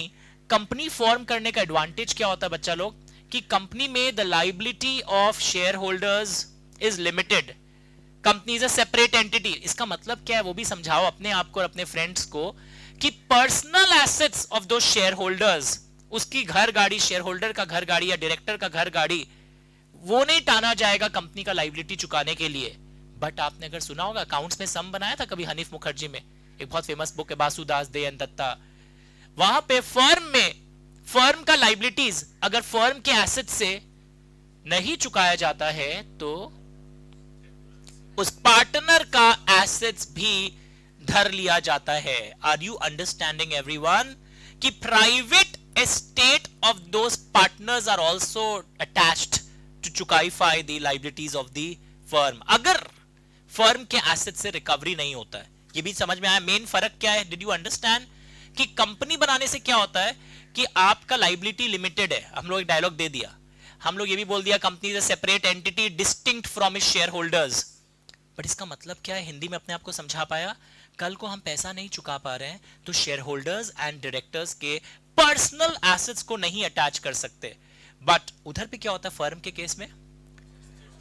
अगर एसेट्स और लाइबिलिटीज में मिसमैच है तो डायरेक्टर्स के पर्सनल एसेट्स को भी अटैच कर सकते हैं। आज के बाद ये एक एक्स्ट्रा लाइन याद रखना, separate entity distinct from its share holders, ये वर्ड भी सुना था ना, separate entity distinct from its share holders. सुनने में तो बहुत वो लगता है, एक फेमस केस लॉ था, नाम याद है? Salomon versus Salomon and company limited, सुना था ना? ठीक है, अभी मैं उसमें नहीं जाऊंगा, मैं अभी कुछ नए नए बेस बताऊंगा आपको। तो हम लोग सबको पता है ये एक बात, I just show it to you. Pen work नहीं कर रहा, अभी ठीक कर लेता हूं, 2 मिनट टाइम दीजिए। जब मैं एक वर्ड बोलूंगा यहां पर स्क्रीन पर देखना,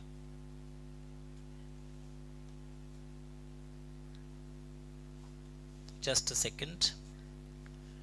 फीचर्स ऑफ कंपनी की अगर मैं बात करता हूं, एक कंपनी में क्या फीचर्स है, बचपन में देखा है, 11-12 में भी सुना होगा, पर नहीं सुना है तो मैं बेस से पढ़ा रहा हूं, आपको कोई टेंशन में नहीं आना है।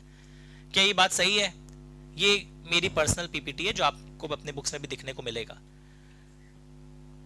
कंपनीज एक्ट के अंदर कंपनी रजिस्टर होता है, सेपरेट एंटिटी है, लिमिटेड लाइबिलिटी मतलब समझ गए ना, अनपेड अमाउंट, इसका मतलब भी समझ गए ना कि पर्सनल एसेट्स को अटैच नहीं किया जाएगा। What is the meaning of perpetual succession?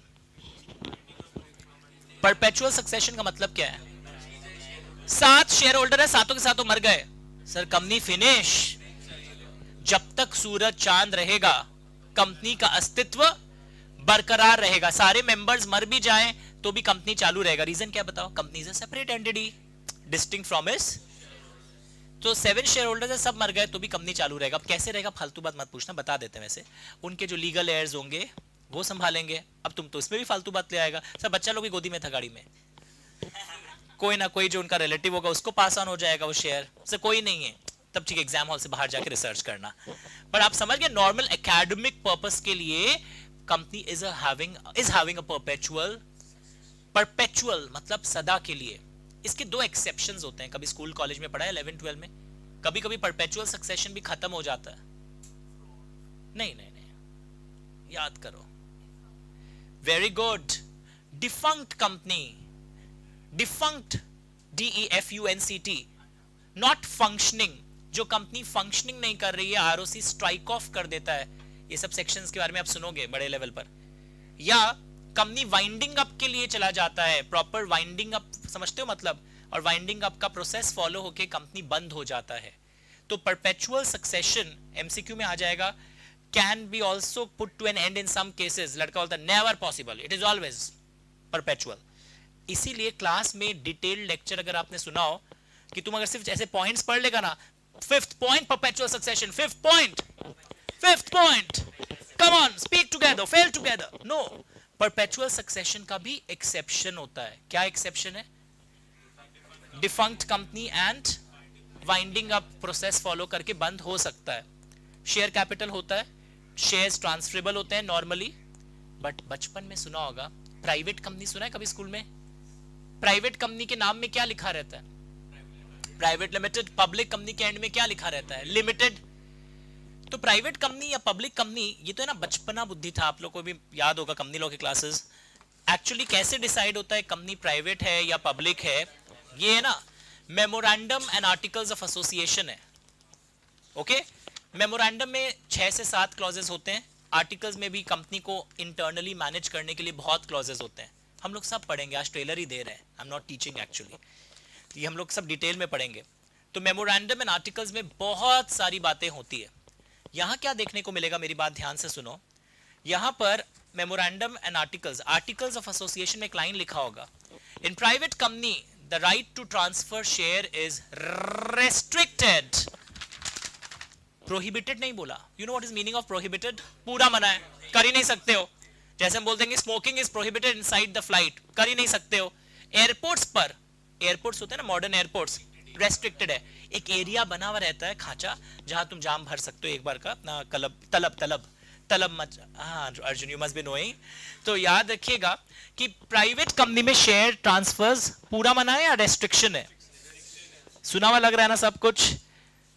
खुश मत होना, सारा क्लास ऐसा नहीं है। कई लोग हम बोला था ना कल से नहीं आएगा रे, पूरा सेम है। प्राइवेट कंपनी में शेयर ट्रांसफर रेस्ट्रिक्शन है, तो शेयर ट्रांसफर पे पूरा रोक टोक कोई नहीं लगा सकता। पब्लिक कंपनी में तो कोई रोक टोक किसी भी तरीके से नहीं लगा सकता।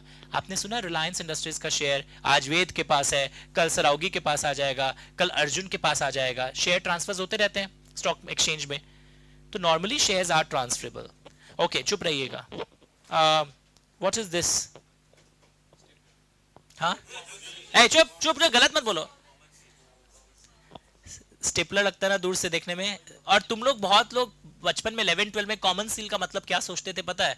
वो रबर स्टैंप होता है ना शाही वाला, वो नहीं है। क्यों? मैंने फाउंडेशन की रिवीजन क्लास में भी करवाया था। अच्छा, आप लॉ नहीं पढ़ते थे उस समय? देखा नहीं तब तो वीडियोस? तो उसी में तो दिखाया था ये कि ये है ना, ये जो है ना स्टेपलर नहीं है, कॉमन सील है। पेपर को इसके बीच में रखते हैं, ये खराब हो गया इसलिए यहाँ पड़ा है, प्रेस करते हैं, वो नाम वहां पर खुद जाता है पेपर पे, इनग्रेव्ड हो जाता है। शाही नहीं आता है वो, पेपर पे खुरदुरा खुरदुरा होकर ऐसा लगेगा कि नाम वहां पे इनग्रेव्ड है। So common seal is optional. Sir हम तो कहीं एक बुक में पढ़ा है लाइब्रेरी में कॉमन सील इज कंपल्सरी। उस लाइब्रेरी का एडिशन चेक करना, 2013 के पहले छपा होगा। सर बाद में छपा है, तब वो बुक फाड़ दो, क्योंकि हमारा कंपनीज एक्ट में 2013 के बाद कॉमन सील है ना ऑप्शनल हो गया। ऑप्शनल है मतलब हर कंपनी को कॉमन सील रखना जरूरी नहीं है। बट बच्चा लोग कभी कभी कॉमन सील रखना नहीं रखना नहीं, बोलता है कि अगर तुम्हारे पास है तो कुछ कुछ डॉक्यूमेंट जो हम इंटर लेवल पे पढ़ाएंगे आपको, like power of attorney, share certificates, समझाऊंगा ये सब भी, उस पे फिर लगाना कंपल्सरी हो जाएगा। तो शेयर सर्टिफिकेट लगाना में कॉमन सील लगाना कंपल्सरी है अगर तुम्हारे पास कॉमन सील है। What is share certificate, idea किसी को? घर परिवार में देखा है, दादाजी के फाइल से ना निकल रहे कंपनी का शेयर सर्टिफिकेट। आजकल वैसे डीमैट फॉर्म आ गया, डीमैट सुना है बाजार में, शेयर्स इलेक्ट्रॉनिक फॉर्म में रहता है, तो वहां ये कॉन्सेप्ट ऑलमोस्ट अब खत्म होते जा रहा है। बट आज भी लोगों के पास पुरानी कंपनियों के क्या है, share certificate. Okay, this is very important point number 9. I am not teaching a chapter today. I thought of teaching the chapter, खर्चा भी किए बुक जेरोक्स करा के, पर वेस्ट हो गया, पर रखो इसको, मुझे लगा ये तो बैकग्राउंड दे दिया भाई, ठीक है। ओनरशिप एंड मैनेजमेंट सेपरेटेड का मतलब क्या है, कोई समझाओ, माइक में लो, बोलो। What is ownership management? So shareholders are the owner while the managers are directors of the company. Okay, a better presentation. The board of directors manage the company on behalf of shareholders. Directors individuals होते हैं और उनको जब board पर बैठाया जाता है, board पर बैठाया मतलब they collectively known as board. Switchboard पे थोड़ी बैठा देंगे डायरेक्टर्स को। So board of directors are collectively managing the company. हमारी कंपनी को कौन चलाता है? कंपनी तो आर्टिफिशियल पर्सन है। सपोज मैं कंपनी हूं ब्लू लिमिटेड, मैं तो आर्टिफिशियल पर्सन हूं, मेरे डायरेक्टर्स जो होंगे वो मुझे चलाएंगे। किसके बिहाफ में कंपनी को वो ऑनेस्टली चलाएंगे? शेयर होल्डर्स के बिहाफ में वो कंपनी को ऑनेस्टली चलाएंगे। So ownership and management are separated, एक हाथ में नहीं है। एंड लास्ट, क्योंकि आप रजिस्टर्ड है, आप अपने नाम से केस फाइल कर सकते हैं, आपके नाम में केस फाइल हो सकता है। Is it understandable?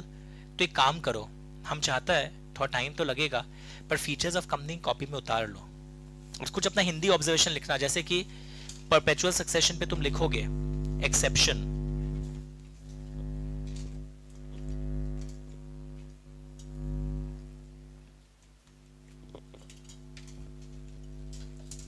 एक सेकंड स्क्रीन आ जाएगा वापस।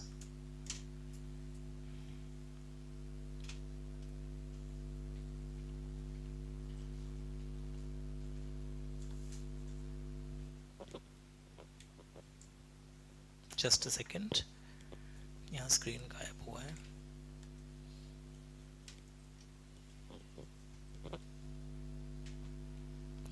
जो ऑनलाइन है उनको दिख रहा होगा, others give me some time, I am trying to restore it back.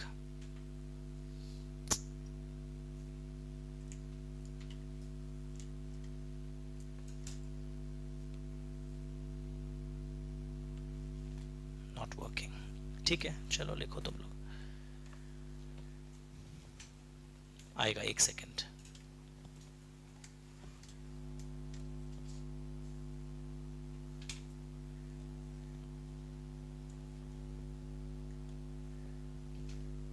Voluntary association. What do you mean by voluntary association? 7 or more persons in public company. सुना है ना वॉलंटरी एसोसिएशन, मतलब कितने लोग मिलके एक पब्लिक कंपनी बनाते हैं? Minimum 7, private 2। हाँ, ओपीसी के केस में एक आदमी वाली कंपनी का भी नाम सुना होगा, वेस्टर्न कंट्रीज से अडॉप्ट हुआ था, वहां 1 पर्सन भी हो जाता है। Start doing it. आ रहा मैं बता, डिफंक्ट लिखना, डिफंक्ट कंपनी मतलब ROC will strike off the names, OFF DEFUNCT लिख रहे हो? आलस में कई लोग लिख भी नहीं रहे, अंडरस्टूड व्हाट टू राइट। अरे लिख ले यार, इस बार तो लिख ले, जो गलती पिछली बार किया था इस बार मत दोहरा। एंड कोई मार्जिन ही नहीं है इस बार, स्कोप ऑफ एरर 0 है। अंदर का बात बता दें, मई जून तक ही लोगों को पता चल जाता है कि वो फेल होने वाला है एग्जाम्पल नवंबर के इंटर में, वो हो जाएगा, क्लियर है। This was a very bonanza turn. इन लोग भी फंसा रहे हैं सबको, आओ एक बार फंसो इंटर में। अरे मेरे पास कल मैसेज आ रहा था, सर सीएमए इंटर हम 15 दिन पढ़ के पास हो गए, फाउंडेशन इंटर बैठ जाए 4 महीने बाद। नेवर, 7-8 महीने का तैयारी करना पड़ता है कोई भी इंटर के लिए, सीएमए होने से भी। थोड़ा एरो एरो दो. परपेचुअल सक्सेशन में 2 एक्सेप्शंस लिखना, winding up and defunct company.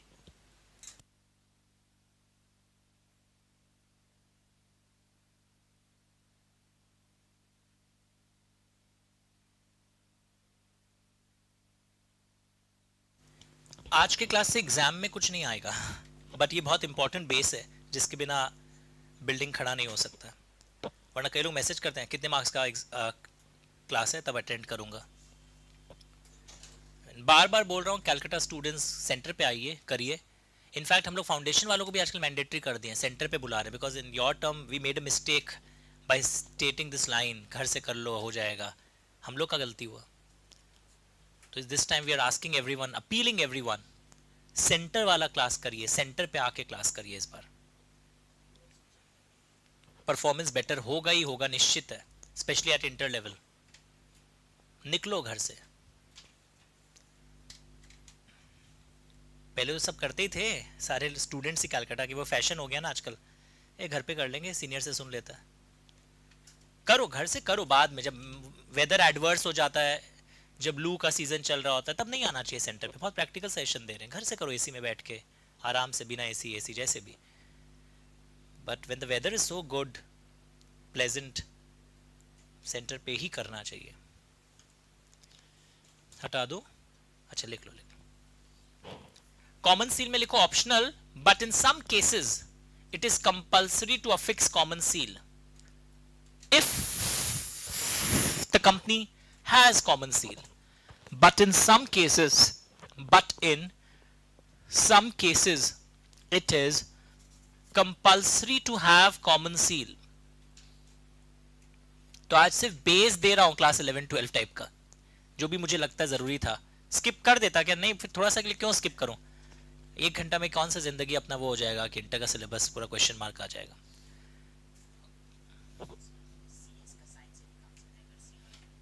हाँ बाबू,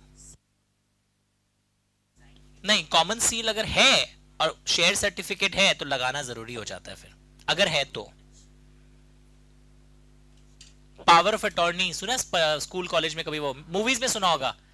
बाजीगर मूवी में शाहरुख खान को पावर ऑफ अटॉर्नी मिला था, हमारे बिहाफ में ये काम कर देना. 93 की एक मूवी थी, तुम लोग रिलीज होने के पहले आया था, बैकअप कर लेना.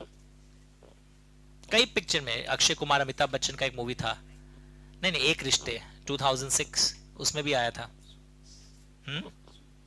हाँ, कई में आता है. Did you get it everyone? अब इसको ना ऐसे याद मत करना 1 2 चा. कई लोग ये सब गंदा काम करेंगे. सर हम फीचर्स ऑफ कंपनी का एक शॉर्टकट याद किया, मतलब क्या? VRLLPSTCOC. माफ करो, तुमको नॉर्मली पढ़ लो ना. मेरे को पता कैसे याद आता है. इधर देखो, मैं सच बता रहा हूं, मुझे याद नहीं है. I am a teacher, I have taught it. I don't know word to word, but I know. कैसे? इधर देखो, company, sir, it's having a separate entity. Mind में सबसे पहले ये आता है, it's having a separate entity distinct from its shareholders. So the liability is limited, sir, and it's a body corporate. It is having a perpetual succession, and sir minimum इतने लोग होने चाहिए तब कंपनी बन जाता है. सर कंपनी का share capital होता है. सर शेयर से रिलेटेड एक बात और है, ट्रांसफिलिटी पे कभी कभी प्राइवेट कंपनी रोक टोक लगा देती है. सर सुनिए ना, इसका मैनेजमेंट बोर्ड संभालता है on behalf of share holders. Sir common seal optional है, पर कभी कभी लगाना जरूरी है. और सुनिए ना सर, अब वो जब हो ही गया रजिस्टर्ड इनकॉर्पोरेटेड, वो स्यू भी कर सकता है, कैन बी स्यूड भी हो सकता है. मेरा भी राइट है. एक बोलता है, एक बच्चा बोलता है रोंग है आपका, रोंग. हम बोला क्यों? आपका पहले ये नहीं बोले, फिर वो नहीं बोले, तुम रॉन्ग बोला. Are you understanding? ऑलमोस्ट आ गया ना. ये चीज हम हमेशा आपको बताया फाउंडेशन में भी. वो ऐसे सीक्वेंस में याद करना जरूरी नहीं है. जब कोअर्जन एंड अनड्यू इन्फ्लुएंस का डिफरेंस कभी लाइफ में याद किया होगा, तो आपके माइंड में जो पहले 3 स्ट्राइकिंग पॉइंट्स आते हैं उससे कंफर्ट हासिल करिए. क्योंकि पता है इंटर में लॉ 100 मार्क्स का थ्योरी है, ऑडिट थ्योरी है, मैं अगर सीए की बात करूं, स्ट्रेटेजिक मैनेजमेंट वो भी थ्योरी है 40-50 मार्क्स का शायद. उसके बाद टैक्सेशन लॉज, वो भी थ्योरी है. टैक्स को तुम लोग प्रैक्टिकल समझा होगा ना, उसमें इंग्लिश में सेंटेंसेस लॉ की तरह लिखने पड़ेंगे. Calculation part is 30 marks, indirect theory है. तो आपको वहां पे भी इंग्लिश में आंसर्स लिखने पड़ेंगे. ऐसे फिगर निकाल के जब वॉशरूम में चेकिंग करते हो ना एग्जाम हॉल की तरह, 4 का आंसर क्या है, तेरा टैक्स कैलकुलेशन कितना है, थैंक यू. मार्क्स पता चलेगा उसका तो ज्यादा है, तुम आंसर जान के भी कम लाया है बहुत. क्यों? चीटिंग जब करो अब से अर्जुन, पूरा लो उससे.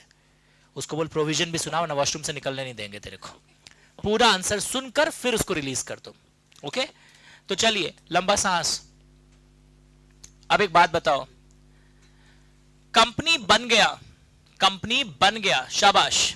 कंपनी बनने के बाद एक बात करो, रजिस्ट्रेशन होता है। कौन सर्टिफिकेट देता है कंपनी को इनकॉर्पोरेशन का? आरओसी कंपनी को क्या देता है? सर्टिफिकेट कि कंपनी का बर्थ हो गया है। आरओसी कौन देता है?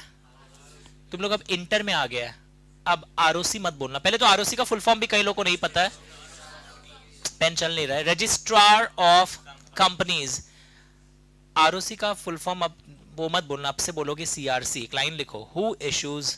अब इंटर लेवल पे आंसर चेंज करोगे। आरओसी राइट है, एक्ट में लिखा है, बट प्रैक्टिकली ये एक ऑफिस है सीआरसी, वो प्रोसेस करता है सारे फॉर्म्स को। तो एक लाइन बस इतना सा लिखो, पूरा मत कॉपी करना। Who issues certificate of incorporation? CRC, central registration centre, office Gurgaon में, ब्रैकेट में लिख देना। जो लोग नहीं लिख रहे हैं वो अपने तकदीर को खाली रख रहे हैं। सर आता है सब, नहीं लिखेंगे हम। Try your luck this season. So who issues certificate of incorporation? Answer क्या है?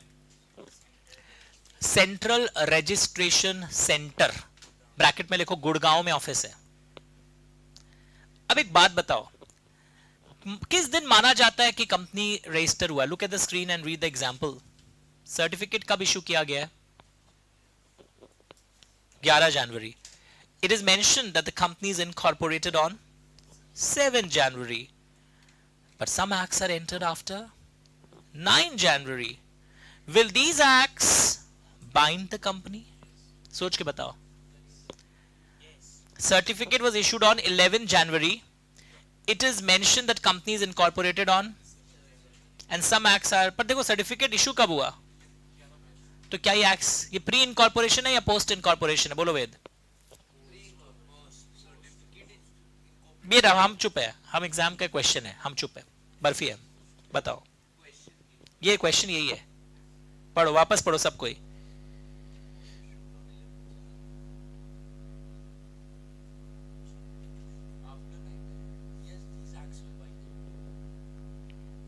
इट विल बाइंड, कैसे?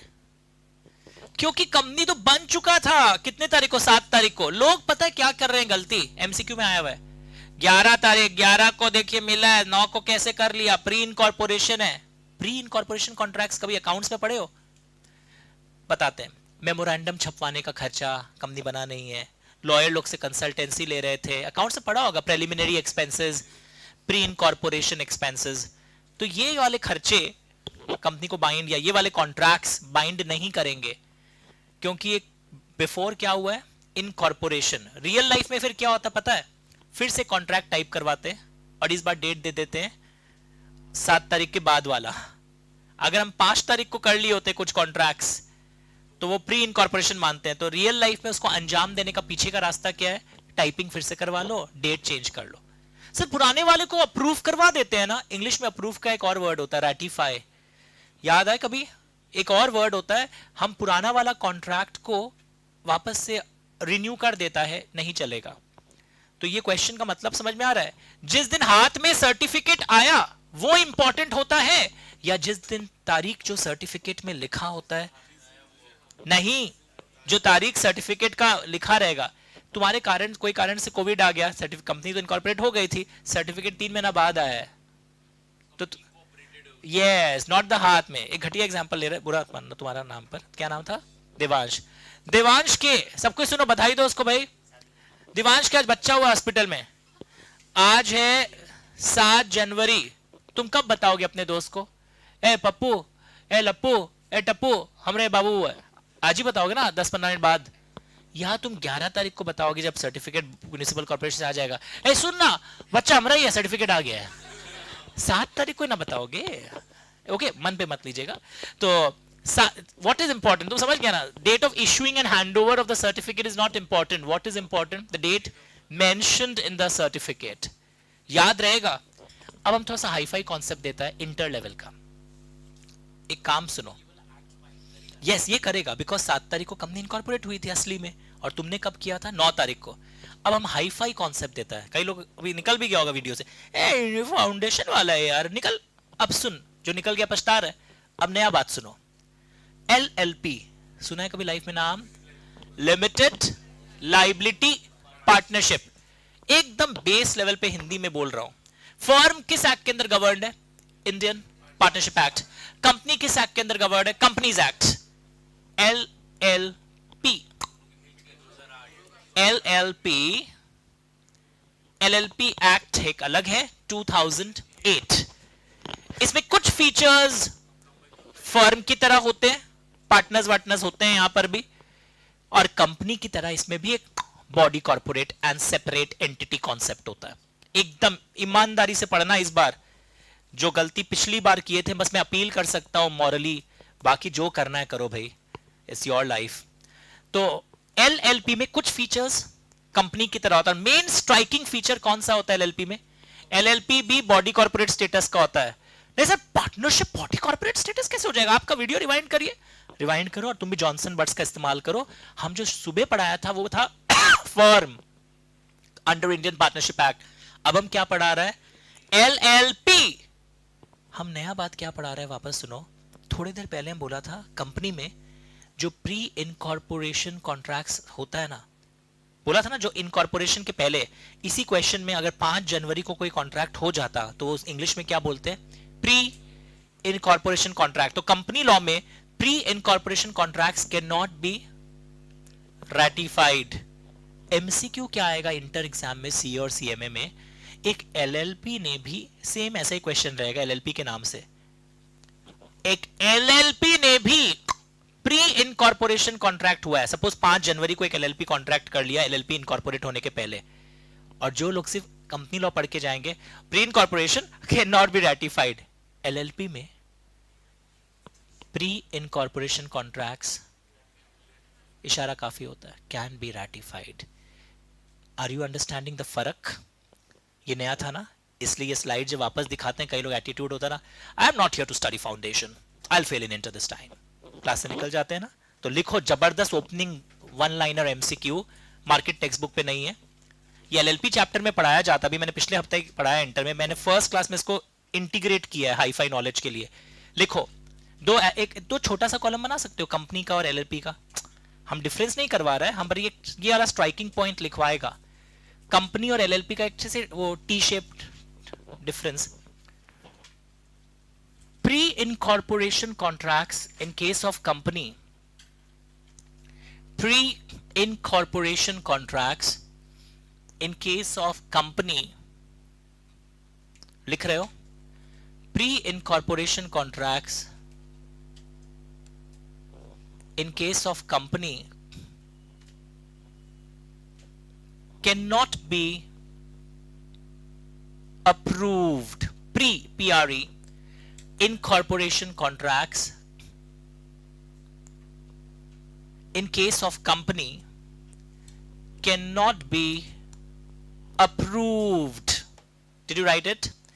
Pre-incorporation contracts in case of company cannot be, बोल नहीं पा रहा हूं, approved.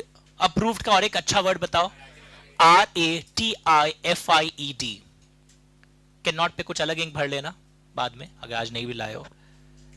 पर अब एलएलपी के कॉलम में क्या लिखोगे हम बोल नहीं पा रहे। Can be ratified bye partners. तो अगर हम भी स्टूडेंट होता ना, कसम खा के बोलते हैं एलएलपी का एमसीक्यू में हम लिखते कैन नॉट बी रैटिफाइड, क्योंकि बचपन से फर्स्ट क्लास बेसिक्स में क्या सिखा था? प्री इनकॉर्पोरेशन हाँ रैटिफाई नहीं हो सकता है। पर क्योंकि आज हम बेसिक्स का क्लास दे रहे हैं, हम 3 एक्ट्स के कुछ फीचर्स को डिस्कस करते हुए चल रहा है। प्री इनकॉर्पोरेशन कॉन्ट्रैक्ट्स कंपनी में रैटिफाई नहीं हो सकते, पर एलएलपी में पुराना वाला भी रैटिफाई हो सकता है। ये एक्ट के अंदर लिखा हुआ है, एलएलपी एक्ट जब पढ़ाएंगे ना डिटेल में हाईफाई लेवल का, उसमें लिखा हुआ इट कैन बी रैटिफाइड। एक और डिफरेंस बताते हैं, गजब बात। कौन दिया सर्टिफिकेट ऑफ इनकॉर्पोरेशन? तो एक बहुत फेमस क्वेश्चन है, सीएमए में भी बहुत बार आता है, सीए में भी बहुत बार आता है। सुनो, एक्स लिमिटेड को सर्टिफिकेट ऑफ इनकॉर्पोरेशन दे दिया गया, सुना सब कोई? देने के बाद पता चला कि रजिस्ट्रेशन फॉर्मेलिटीज जो थी ना इनकॉर्पोरेशन की, उसमें एक्स लिमिटेड ने कुछ गलत किया था, and now ROC wants to cancel the certificate of registration. Hey, certificate of incorporation देने के बाद क्या बाद में कुछ ऐसी बड़ी गलती मिल गई तो क्या कैंसिल हो सकता है? हम आंख बंद कर लेते हैं, तुम लोग आंखों से आंसर चुरा लेते हो। एक कंपनी को सर्टिफिकेट ऑफ इनकॉर्पोरेशन दे दिया गया, सर्टिफिकेट ऑफ इनकॉर्पोरेशन देने के बाद क्या कैंसिल हो सकता है? और यही चीज हम सेम एलएलपी का बोलता है, ये भी डिफरेंस आंसर। एलएलपी में भी सर्टिफिकेट ऑफ इनकॉर्पोरेशन दे दिया हम, और देने के बाद पता चला कुछ कमियां रह गई, अब हम एलएलपी का रजिस्ट्रेशन कैंसिल करना चाहते, हो सकता है? तो आंसर है पुराना कंपनी लो जो था ना, अरे हम पुराने जमाने का है, मैं 1956 मॉडल हूं, मतलब I have also taught companies act 1956 for many years in my life.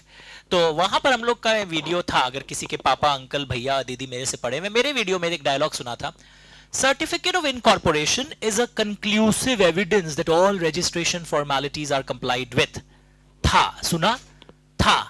नए कंपनी लॉ में ऐसा कोई लाइन नहीं है, और केस लॉज हैं, सीए इंस्टीट्यूट की बुक और सीएमए इंस्टीट्यूट की बुक में लिखा हुआ है, सर्टिफिकेट ऑफ इनकॉर्पोरेशन हम तुमको दे दिया, कुछ कमी रह गया, बाद में पता चला रजिस्ट्रेशन में, तो कैंसिल किया जा सकता है, देने के बावजूद भी। एलएलपी में लिख दिया, एलएलपी एक्ट के अंदर, certificate of incorporation of LLP is a conclusive evidence that all registration formalities are complied with. तो ये सब फाउंडेशन में नहीं बताते थे, वरना अभी थोड़ी आओगे, होता ना हर चीज का एक ग्लैमर होना चाहिए।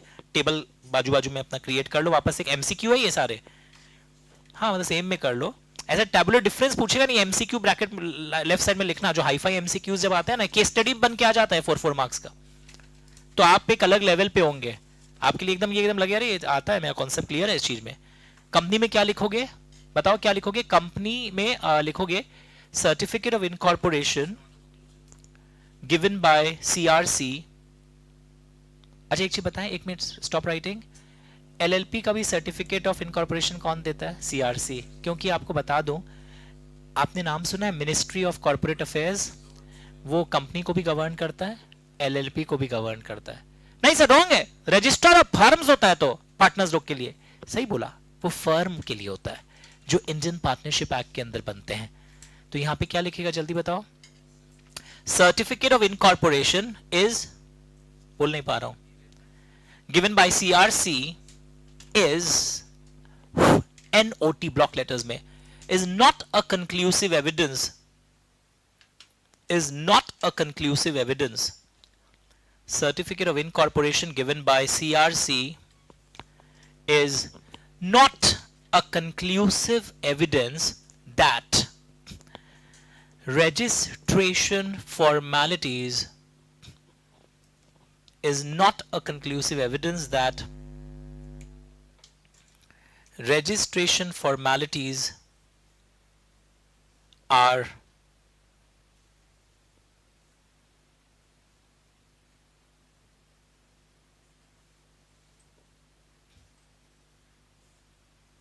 क्या बोला? Are complied with. It is not a conclusive evidence.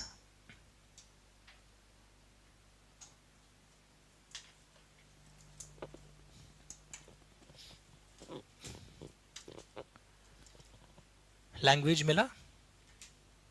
उधर ऑपोजिट कर पाओगे? एलएलपी में क्या लिखोगे?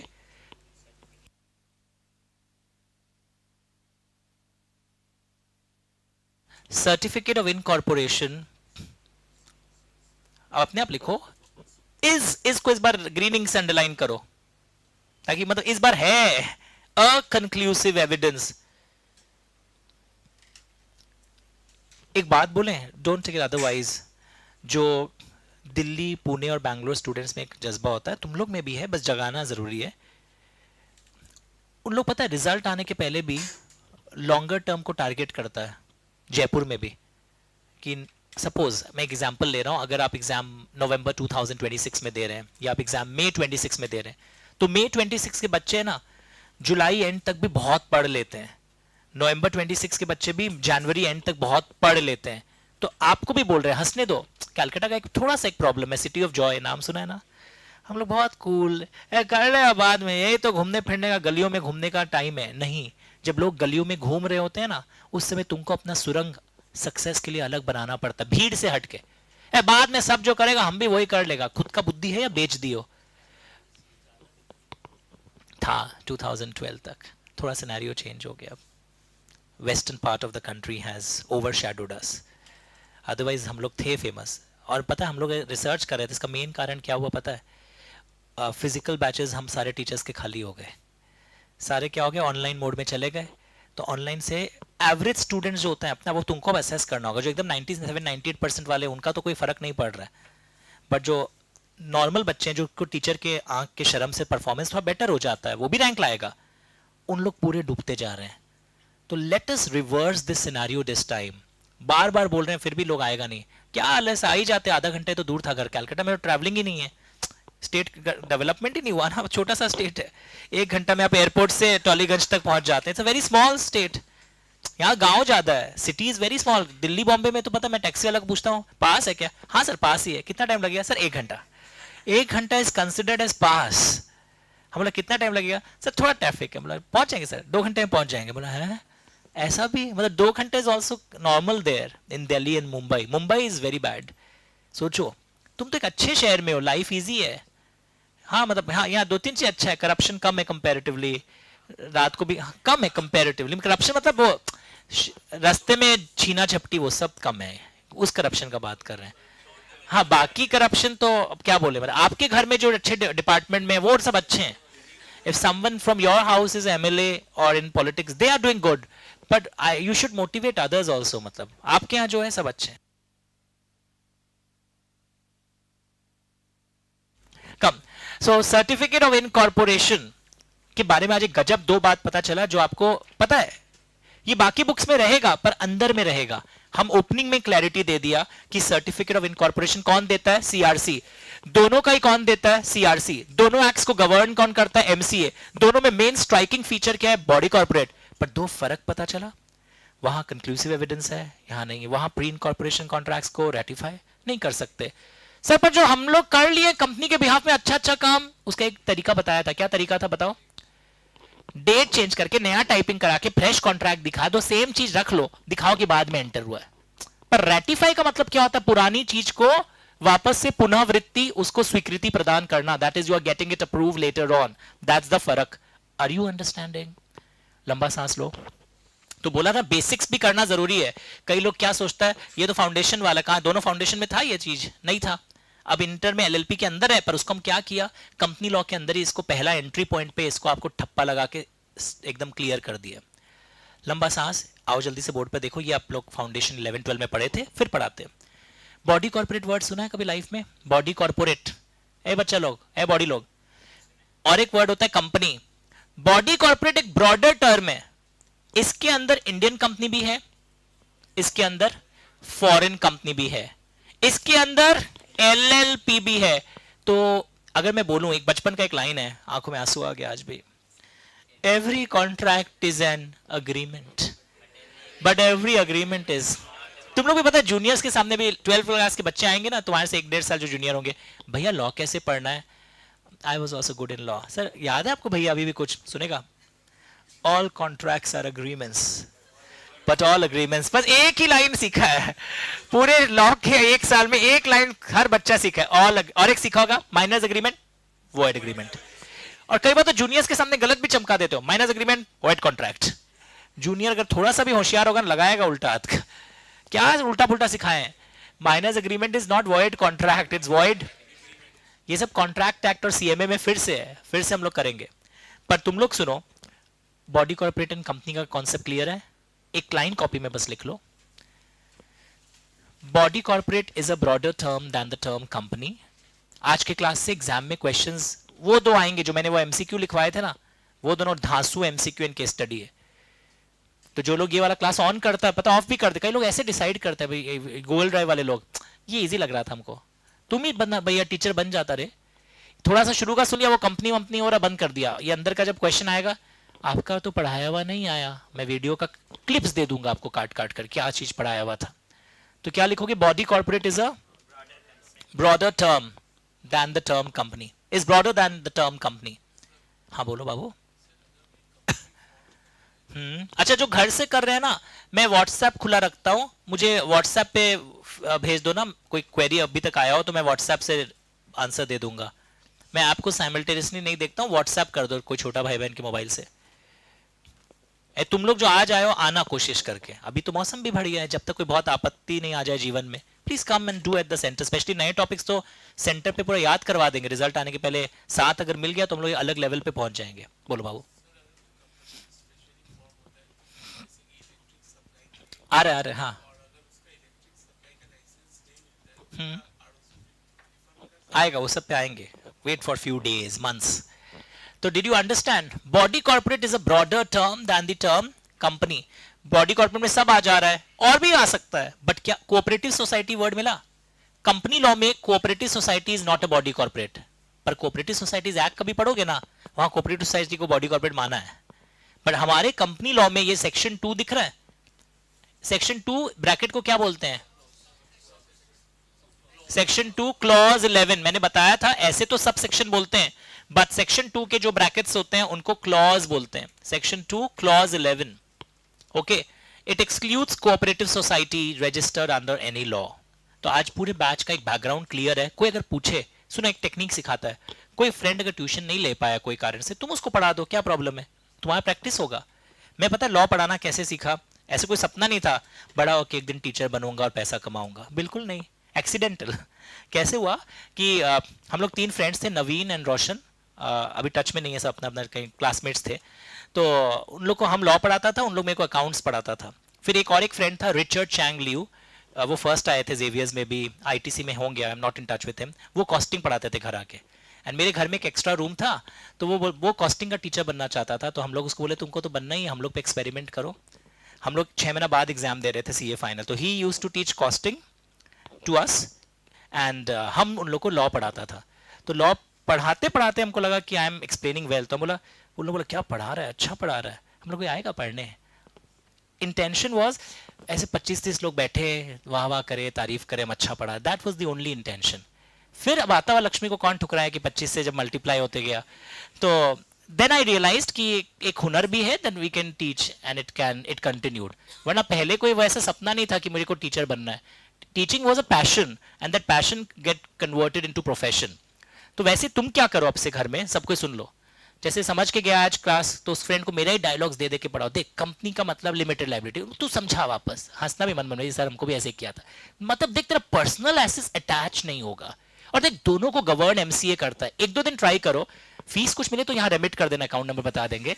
But why you should try, हम आपको बता रहे हैं। टैक्स भी, मेरा ये बात याद रखना, टैक्स एंड लॉ अगर तुम किसी को पढ़ा सक रहा है, देन तुम्हारा एक्सप्रेस करने का पावर अलग बढ़ जाता है। टैक्स और लॉ है ना, अकेले में नहीं पढ़ा जाता ऐसे। Every company incorporated is body corporate, but every body corporate is not a company. Every company incorporated body corporate. Hindi में टैक्स एंड लॉ को एक्सप्रेस करके पढ़ा जाता है। टैक्स तो I was very good in tax, पहले हम टैक्स का टीचर भी बनना चाहता था in 2001, then I diverted myself, क्योंकि टैक्स में भी है ना बहुत लॉ की तरह, एंड और इज प्रोवाइडेड, तो ये दोनों चीज मेरे को बहुत अच्छा, मैं इनको हैंडल कर सकता हूँ, एंड और इफ प्रोवाइडेड। तो उसी तरह मैं आपको बोल रहा हूँ, तुम भी अगर एक बार बस टेक्निक तुम सीख गया ना टैक्स एंड लॉ पढ़ने का, फिर तुम्हारे लिए कोई प्रॉब्लमेटिक इशू ही नहीं है। एंड सीए सीएस सीएमए में लोग फेल क्यों होते हैं पता है ना, लॉ एंड टैक्स के कारण। सर है ही आप लोग ऐसे डिफेक्टिव टीचर हो, बिकॉज अकाउंट्स में सबको कंफर्ट आ जाता है, थोड़े फिगर्स रहते हैं ना, and costing and FM are very easy subjects in CA compared to accounts also. Accounts भी सीए का टफ हो गया क्योंकि इसमें भी इंग्लिश आ गया है, लिखना पड़ेगा आंसर्स को। वो वाला अकाउंट्स गया जो बचपन में खुश होकर 100 लाते थे ना बोर्ड्स में, प्लस प्लस कर देंगे, डेबिट क्रेडिट कर देंगे, वर्किंग नोट बना देंगे। अब भी इम्प्लीमेंट होगा, पर देखो कि सब में अंग्रेजी शामिल है, सब में आपको इंग्लिश के साथ साथ लाइन लिखने पड़ेंगे, फिर कैलकुलेशन दिखाना पड़ेगा। सो वो अकाउंट्स वाले चैप्टर्स गए अब इन the new syllabus. CMA accounts is still scoring, उनके अभी भी वो इजी वाला अकाउंट्स है, but CA accounts is now a different game all together. तो आज के बाद याद रखना, अगर आपके सिमिलर माइंडसेट वाले फ्रेंड्स हो, बिकॉज वेवलेंथ भी मैच करना चाहिए, डोंट टेक इट अदरवाइज। हाँ, एकदम एक फ्रेंड पढ़ और एक एकदम ही मतलब थोड़ा सा भूला भाला है, तो आप लगे जितना आप सिखा रहे हो वो भी भूल जाओगे। एंड लास्ट के दिनों में तो करना ही चाहिए 2 महीना में, तुम कैपिटल गेन्स पढ़ के आना, टैक्स में सपोज एक सब्जेक्ट हम हाउस प्रॉपर्टी पढ़ के आएगा, टैक्स के टॉपिक्स के नाम है, तो उसे सुनने से क्या याद हो जाता है, वो कैपिटल गेन्स का तुमको पूरा प्रदर्शनी देगा अपने रफ कॉपी में, तो बोलेगा अरे हाँ अच्छा पढ़ा है, याद हो गया। तुम उसको फिर कंपनी लॉ का कुछ बताएगा, that will really take you to a different level all together. हम लोग तो ऐसा करते थे, तुम लोग तो स्नैपचैट में करता होगा कुछ ऐसा। तुम्हारे पास कोई स्टॉक है नया, फोटोज का कि तुम कैसा सेल्फी खींचा है हमको भेजो, मतलब ए क्या खुश हो रहा है, पढ़। क्यों झगड़ लेता है तुम सबसे? इट रियली आई थिंक तुम लोग किया है कभी ग्रुप स्टडी? आजकल नहीं कर रहे बच्चे लोग क्या पता? नो आई हैव सीन, अरे एक साल था, सुनो, there was a year in 2007 25 दोस्त एक साथ आए थे एडमिशन लेने, 2-3 गाड़ी भर के। एंड हाँ मेरे को याद है कि मेरे को फोन करते, सर पार्किंग हो सकता है क्या? हम पार्किंग सर, हम लोग का 3 गाड़ियाँ है, सूमो और वो क्या क्या गाड़ी भर के नहीं, हमारा और एक सेंटर भी था पहले। हाँ यहाँ पे भी होता है बट वो पार्किंग वाला it's costlier then park street, 30 rupees पर घंटा। हाँ मतलब हम लोग का भी पर घंटे का ही लगता है। तो व्हाट आई वांट टू से कि उस जमाने में ना 25 लोग दिए थे एग्जाम, विश्वास नहीं करोगे 16 का रैंक आया है। उन लोग उठते बैठते सब एक साथ थे, मतलब होता ना कि 25 में से 16 का रैंक आया है। कहावत है ना, birds of same feather fly together, flock together. तो it happened in that batch. पहले तो हम लोग क्या है, डिजिटल मार्केटिंग का शो ऑफ नहीं था, ना रैंक लिस्ट हमारे पास कुछ, पर जानते हैं जिसके भी घर में पड़े हुए होंगे कि ना हमारे पास रिकॉर्ड्स है। 2007 में हुआ था ये चीज, 2007, मतलब सब हाई फाई पोस्ट पे पहुंचे हुए। दैट वाज इंटर में 50 रैंक्स, इंटर में they give 50 ranks, 50, and it's easily possible provided you are good in law, you are good in tax, you are good in audit. ये तीनों, क्योंकि accounts बहुतों का आता है, मतलब 10 का भी 78 आ सकता है, 80 आ सकता है, पर लॉ में तो नहीं आएगा ना, क्योंकि ये सबको तो थोड़ा वो वाला ड्राई सब्जेक्ट मान देते हैं, बाद में पढ़ लेंगे लास्ट के 1.5 महीना। ये सब में तो रिवीजन का दरकार है, so that everything is polished. तो ये चीज हो गया बॉडी कॉर्पोरेट वाला, ठीक है। अब रुको, जो तुमको डिग्री देने वाला है, CMA इंस्टीट्यूट, CA इंस्टीट्यूट, ये भी क्या है भाई? Body corporate. इन लोग एक स्पेशल एक्ट के अंदर बने हैं। CMA इंस्टीट्यूट भी बॉडी कॉर्पोरेट है, CA इंस्टीट्यूट भी, RBI, SEBI, ये सब क्या है? Examples of body corporate. अब और सुनो, ये फुल फॉर्म देखो जल्दी से। कई लोग रिटर्न ऑन कैपिटल बोलते हैं,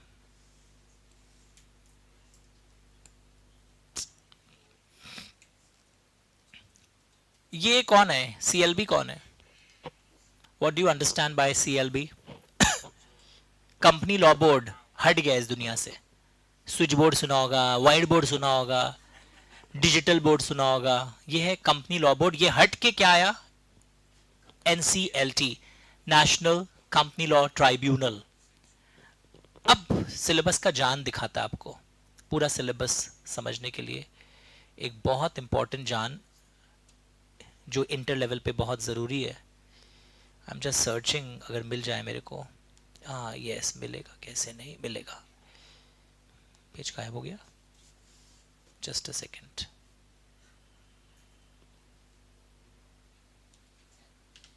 पता नहीं चल नहीं रहा है वो पेज। हाँ अब आएगा, 13 नंबर पेज पर। पेन का आज कुछ प्रॉब्लम हो गया, I'll get it rectified next day.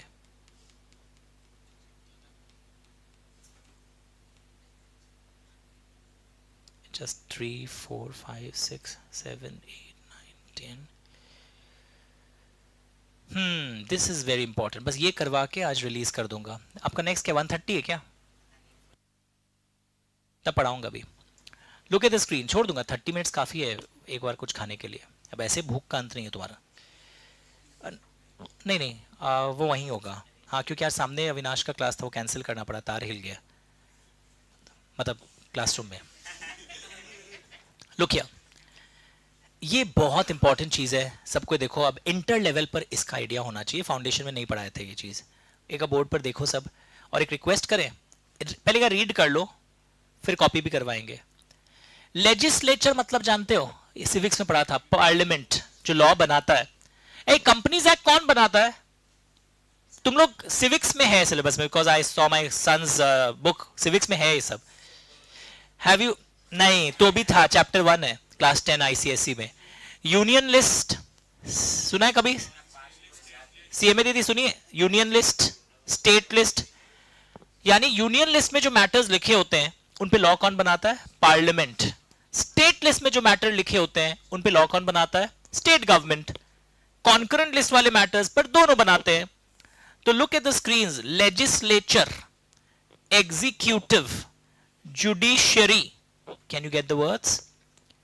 Legislature पे लॉ कौन बना रहा है? पार्लियामेंट। मतलब लेजिस्लेचर क्या करता है, पार्लियामेंट है। किसी को पता हमारे एक्ट का नाम क्या है जो हम लोग आज पढ़ रहे हैं, कंपनी लॉ वाला? कंपनीज एक्ट 2013 कौन बनाया? पार्लियामेंट। ये भी पता होगा, लोकसभा में बिल पास होता है, फिर राज्यसभा में भी बिल पास होता है, एक मेजॉरिटी चाहिए होता है, वो सब डिटेलिंग में नहीं जा रहा हूं अभी कैसी मेजॉरिटी। उसके बाद प्रेसिडेंट ऑफ इंडिया के पास साइन के लिए जाता है और ऑफिशियल गैजेट में वो पब्लिश हो जाता है कि किस तारीख को अप्लाई करेगा भारत के किस प्रांत को या संपूर्ण भारत को, वो लिख दिया जाता है। सुना है कभी ये सब चीज लाइफ में? तो ये सब के लिए मैं बोर नहीं करूंगा आपको। व्हाट इज लॉ इंक्लूडिंग, उसके लिए अलग वीडियो आपको अलग से दे दूंगा, कभी नींद आ रहा हो तो देखिएगा, जल्दी आएगा। तो पार्लियामेंट क्रिएट्स लॉ।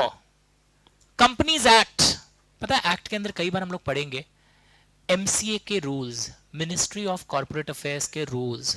एक मिनट रुको, तुम लोग भी जब कभी लॉ पढ़ा होगा 11-12 में लिखा रहता है, पता क्या? अ कंपनी में be formed by 7 persons in case of public company, 2 persons in case of private company in the prescribed manner। क्या लिखा रहता है? In the prescribed manner। So what is prescribed manner? Rules में लिखा होता है। हमारे लॉ में जब जब एक शब्द लिखा होता है इन द प्रिस्क्राइब्ड मैनर, तो अपने आप समझ जाना इन दी रूल्स। तो हमारे कंपनीज एक्ट का रूल्स अगर नहीं बने तो हमारा एक्ट इंप्लीमेंट होगा, क्योंकि लॉ में हम क्या लिखा, आप कंपनी बना सकता है इन द प्रिस्क्राइब्ड मैनर। तो ministry of corporate affairs rules बनाता है कानून को इंप्लीमेंट करने के लिए। बैकग्राउंड समझो, क्योंकि अब ना कई बार ये वर्ड्स आएंगे बड़े क्लास में, एज पर एमसीए रूल्स, तो तुम लिखा why MCA is coming, parliament is जिंदा, बिकॉज यू आर मुर्दा। यू डिडंट हियर इट कि पार्लियामेंट एक्ट बनाता है but act and rules are read together. एक लॉजिक का बात बताओ, रूल्स कोई ऐसा बात लिख सकता है जो एक्ट में ना लिखा हो? नहीं, एक्ट सुप्रीम है, rules will be subordinate. Subordinate का मतलब जानते हो? रूल्स उसके अधीन होगा। Rules can never go beyond the companies act. Rules कभी भी कंपनीज एक्ट के बियॉन्ड नहीं जा सकते। पक्का एवरीवन? और हमारे एक्ट को इंप्लीमेंट कौन करता है? बैकग्राउंड देखो, बहुत इंपॉर्टेंट। अब इस लेवल पर नया चीज है, कई लोग तो निकल गया होगा, ये पुराना पीपीटी पढ़ा रहा है, हम निकल रहा है आज। अब जाओ पछताओ। आरडीएक्स नहीं है, क्या नाम है? आरडी। और ये तो आपका वही है, बार बार सुबह से देख रहे हो, आरओ। पता है आरओसीज ऑलमोस्ट हर स्टेट में, ऑलमोस्ट। भारत के 2 स्टेट्स ऐसे हैं वहां कंपनीज बहुत है, महाराष्ट्र एंड तमिलनाडु। महाराष्ट्र एंड तमिलनाडु में स्टेट में 2-2 आरओसी है, एरिया बांटा हुआ है। जैसे नागपुर का आरओसी अलग है, महाराष्ट्र में अगर ज्योग्राफी जानते हो, अब इसमें मत बोलना कोविड बैच, हर चीज में कोविड। तुमको तो आज भी था कोविड पॉजिटिव, सच्ची में क्या? Don't tell me. हाँ, रूपल दी टोल में इसको भगाइए डर गई थी। तो देखिए, अच्छा किसी को कोविड वोविड हो तो 5-6 दिन मत आइए, फिर आ जाइएगा, ठीक है? वरना मेरा 15 दिन खराब होगा। थोड़ा सीजन चल रहा था ना, बीच में कोई फैला दिया था, ठीक है? ठीक, तो ध्यान से सुनो। तो आरओसी हर स्टेट में, महाराष्ट्र एंड तमिलनाडु में कितने आरओसीज हैं? आरओसीज क्या हो गया पता है? आपके फॉर्म्स और का ना प्रोसेसिंग करता है। एक्चुअली आजकल कोई आरओसी से जाके इंटरेक्ट नहीं करता है। कोई बता सकता है क्यों? नहीं? वेरी गुड, जानता है अर्जुन बहुत कुछ। एमसीए का पोर्टल जो है ना, वो हमारे लिए फ्रंट ऑफिस है। तुम बहुत सारा वेबसाइट विजिट किया होगा कृष्णा, पर तुम सही वेबसाइट देख, www.mca.gov.in। इस वेबसाइट में जो तुमको दिखता है वो फ्रंट ऑफिस है गवर्नमेंट का। आरओसी का ऑफिस एक्चुअली आजकल क्या हो गया? कैलकाटा में आरओसी ऑफिस कहाँ है बताओ? नजरुल मंच। फोरम गए हो? एल्गिन रोड फोरम एक बहुत फेमस मॉल था पहले, आजकल थोड़ा डाउन हो गया है। फोरम के बैक गेट में निजाम पैलेस, नजरुल मंच नहीं, निजाम पैलेस। नजरुल मंच तो ऑडिटोरियम है, जारीजी सिंह गाता है, और हमको भी वहां पहुंचा दिए, दोनों एन से है। ये निजाम पैलेस। तुम एक काम करो, कैलकाटा में एक एरिया है, आओ बाहर वाले लोग भी कभी, वहां ना पार्क सर्कस के पहले बस स्टॉप से चढ़ना, वहां बस स्टॉप वाला बोलेगा ए park circus Minto park Nizam palace, park circus Minto park Nizam palace. I am not बोले, यही आवाज था सर, खुला दीजिए, उस दिन आपके पास रह गया था। No I am not. तो निजाम पैलेस एक गवर्नमेंट का बिल्डिंग है कैलकाटा में, वहां बहुत सारे ऑफिसेज हैं। उनमें से एक ऑफिस क्या है? आरओसी का ऑफिस है, जहां कोई जाता नहीं। पहले जाते थे स्टाफ लोग, हम लोग के लिए भी अच्छा हो गया। एक रामेश्वर दया ले लेते थे 100 रुपया भाड़ा, 70 ही लगता था, 30 रुपया फिर खुला बोलते थे खर्चा हो गया। हम लोग भी मांगते नहीं थे, पुराने थे। तो अब बच गया वो पैसा, भेजना नहीं पड़ता किसी को। हाँ ऑनलाइन हो गया ना, एमसीए के पोर्टल पे जाके सब कुछ जमा हो जाते हैं. Now what is RD? Sir ये एक लड़का आंसर दिया अपना, sir can I write in my own words? मतलब या please go ahead. Sir regional director is the director in that region who is very powerful. Area का दादा. Regional director क्या करता है? इंडिया में 7 है आज के दिन, शायद बढ़ने वाला है एक और. हो सकता है जब वीडियो कभी 3 महीना बाद देख रहे हो, रिकॉर्डिंग आज हो रही है तो बढ़ भी गया हो, पर इंडिया में अभी क्या है? 7 आरडीज. आरडीज क्या करते हैं? सुनो, आरडीज आरओसीज के ऊपर सुपरविजन रखता है. तो इंडिया में 7 है, पहले 4 थे. 4 कौन से थे? मेट्रोपॉलिटन सिटीज का नाम बताओ. कोलकाता, चेन्नई, मुंबई, दिल्ली. 4. फिर बना अहमदाबाद में, फिर एक गुवाहाटी और एक हैदराबाद. 7 हो गए. तो आरडी ऑफिसेज आरओसी ऑफिसेज के ऊपर सुपरविजन करता है. सर कितने मार्क्स का है? कोई मार्क्स नहीं आज के क्लास से. सर छोड़ दे क्या? बहुत बेसिक है यार. बल्कि आज के मार्क्स वैसे बहुत इंपॉर्टेंट है, पैसा मिलेगा आज के क्लास से. कि तुमको कभी ऑफिस में बोल दे can you file it with ROC? Yes sir. Can I get some petty cash? मतलब why? Sir I will be travelling to ROC office ना for filing the document. Sir बोलता है can you file another paper? I have just already prepared, just put your signature. Voluntary resignation. Why? क्योंकि तुमको ये नहीं पता पेटी cash मांग रहा है.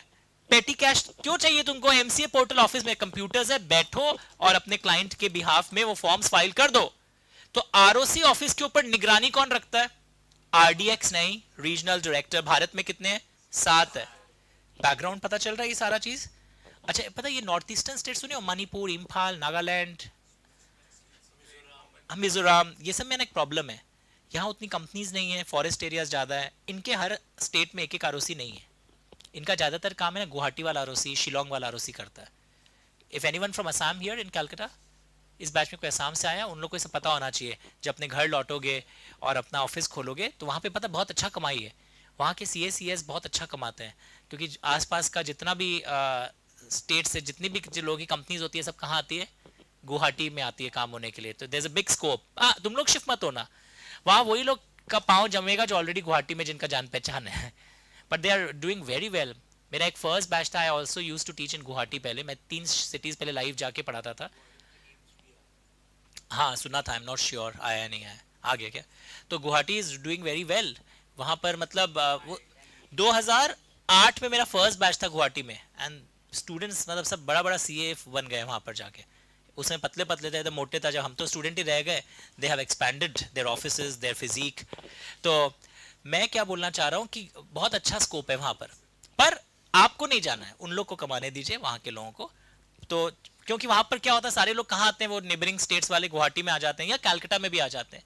जैसे एक आउट ऑफ ट्रैक है, Calcutta doctors are earning a lot, क्योंकि पूरा बांग्लादेश का जो पैसेंजर्स होते हैं ना, मतलब पेशेंट्स होते हैं, वो सब कैलकाटा के पास आते हैं. I always go for treatment to Mumbai. बड़ा बीमारी नहीं है, मतलब जो भी कुछ प्रॉब्लम होता है ना, मैं फिजियोथेरेपिस्ट मुंबई में, मैं साल में 2 बार जाता हूँ एक्सरसाइज सीखने. मेरे को ये आर्थराइटिस का थोड़ा प्रॉब्लम है, that doctor is also in Mumbai, मतलब नेक में. तो उन लोग बोलते हैं कैलकाटा डॉक्टर्स का बहुत, बिकॉज यहाँ पे क्या होता है, every doctor is earning a lot. Why? क्योंकि यहाँ पे फ्लो, यहाँ हम लोग बीमार नहीं है.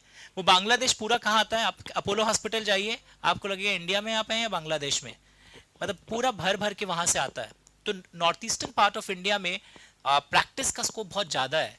मतलब प्रैक्टिस का, जॉब सेक्टर के लिए Calcutta is little bad. Yes that is why, इसीलिए समझ गया ना, वहीं खुला है इसीलिए. तो कैलकाटा में जॉब नहीं है. मेरे सारे अच्छे स्टूडेंट्स जॉब के लिए मेरे को फ्लाइट, जब भी हम बैंगलोर और बॉम्बे फ्लाइट जाता है, बच्चों को पहले से प्रेडिक्ट करता है, पापा आज कोई मिलेगा क्या? हम लोग आज 3 का स्पेकुलेशन. स्पेशली पोस्ट दिवाली अगर ट्रैवल करो ना, तब तो 10-10 मिल जाते हैं टोला भर भर के. बिकॉज सब बॉम्बे और बैंगलोर से कलकत्ता आते हैं अपने घर में दिवाली मनाने. अगर हम दिवाली के 1.5 दिन बाद वाला प्लेन पकड़ लें, पकड़ा है मैंने कई बार, हम लोग जाते हैं बाहर दिवाली के 1.5 दिन 1 दिन बाद, तो पता ही एवरेज में मेरे को बैंगलोर के फ्लाइट में 7 मिलेंगे, मुंबई के फ्लाइट में 10 मिल जाएंगे. कैलकाटा वाले वही पुराने स्टूडेंट्स जो बैंगलोर में काम कर रहे हैं, या धनतेरस के 1 दिन पहले अगर हम वहाँ से आए तो भी हमको मिल जाएंगे. तो Calcutta students are basically positioned in Bangalore and Mumbai and कुछ दिल्ली में, पर सबके लिए ज़्यादा प्रेफरेबल बैंगलोर एंड मुंबई रहता है. वो सिटी में रहना तो इजी है थोड़ा. हाँ नहीं ओके.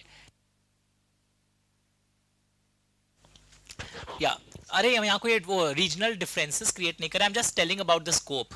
कैलकाटा क्या चीज़ के लिए अच्छा है? अगर प्रैक्टिस करना हो ना तो मारवाड़ी फर्म्स के बहुत सारे आपको वो मिल जाते हैं कामकाज, और नॉर्थ ईस्टर्न स्टेट से भी आपका जान पहचान है, रिलेटिव्स हैं, तो वहां से भी कामकाज मिल जाएगा. पर जॉब सेक्टर के लिए I haven't heard any big package इन कैलकाटा कि कोई 1.5 करोड़ 1.25 करोड़ कमा रहा है. But I know my students जो गुड़गांव में है, उनका फिगर हम पूछता नहीं, पर पता चल जाता मार्केट रेट इस टाइप के काम का क्या होगा. 1 करोड़ 1.25 करोड़.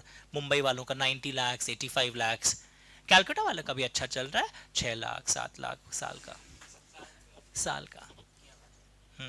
इससे तुमको पढ़ाई करके, घर से पूछ करके, बैग टांग के हाथों हाथ निकल मत जाना. उनको मेरा वीडियो बोल भेज देगा, सर बोले हैं घर छोड़ दो. पूछ के जाना. ऑफ कोर्स सिर्फ घर छोड़ना सब कुछ नहीं होता है. अगर यहाँ पे आपकी जिम्मेदारियां बैलेंस करते हुए लाइफ जीना, बिकॉज पैसा सब कुछ नहीं है कि पैसा के लिए रिश्तों को दाव पे लगा दे. I am against that concept. तो did you understand how is this happening? अब कंपनी लॉ में कई डिस्प्यूट हो जाता है. शेयर होल्डर को कंप्लेन है, किसको कंप्लेन करेगा? सर क्लास टीचर को नहीं. सर कोर्ट जाएंगे हम, कोर्ट के पास नहीं जाना है यहाँ पे हर काम के लिए. इंडिया के कोर्ट्स का क्या हालत है, जॉनी LLB 2 पिक्चर में देखा था ना. ऑलरेडी ओवरबर्डन्ड है. मरने के बाद डेट्स आता है. अर्जुन हाजिरो एग्जांपल है, मार रहे हैं. अर्जुन का कोई कॉम्प्लिकेटेड मैटर था, मरने के बाद इसके हियरिंग आएगा. ये अर्जुन का बेटा कृष्णा, इसको मिलेगा फिर चिट्ठी. एग्जाम्पल है. तुम मर जाएगा, एग्जाम्पल, तुमको भी मारते हैं, तुम खुश हो रहा था, हम तो जिंदा है. तो छोटा भीम को मिलेगा. ओके, तो look at the screens. NCLT नाम दिख रहा है. सारे डिस्प्यूट्स कौन सुनेगा यहाँ पर? NCLT, national company law tribunal. Sir ये गंदा आदमी है NCLT भी, हमारे खिलाफ डिसीजन दे दिया, केस तो हमारे फेवर में होना चाहिए था, हम जाएंगे सर सुप्रीम कोर्ट. जितना ही पहले NCLT एपिलेट ट्राइब्यूनल के पास जाओ. उसी तरह डिस्प्यूट सुनने का एक और केस भी है, और एक बॉडी बनाया गया है, special courts.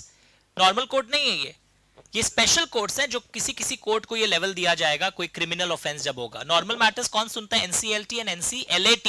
What is NCLAT? National company law appellate tribunal, and this is special court.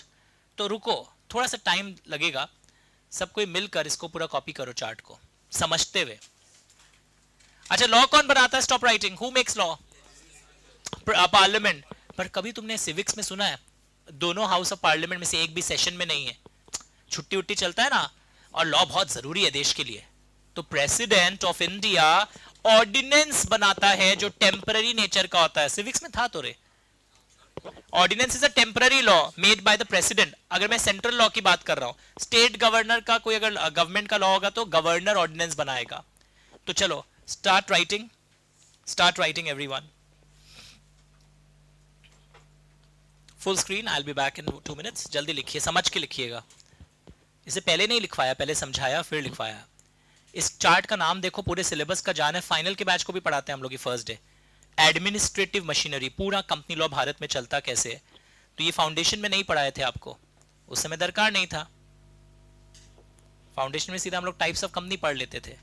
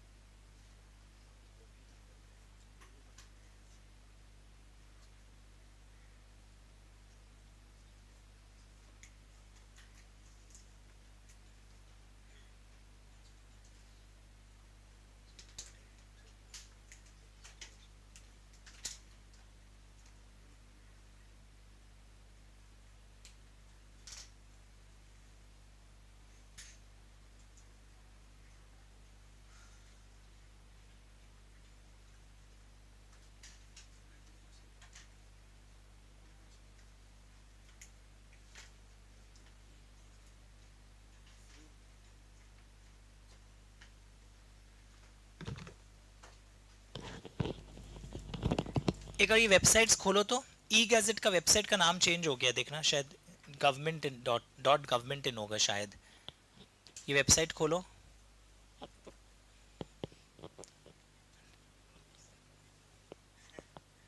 NIC से खुला है या जीओवी से खुला है? नहीं, एनआईसी रॉन्ग है ना, जीओवी egazette.gov.in होगा। खुल गया ना ना।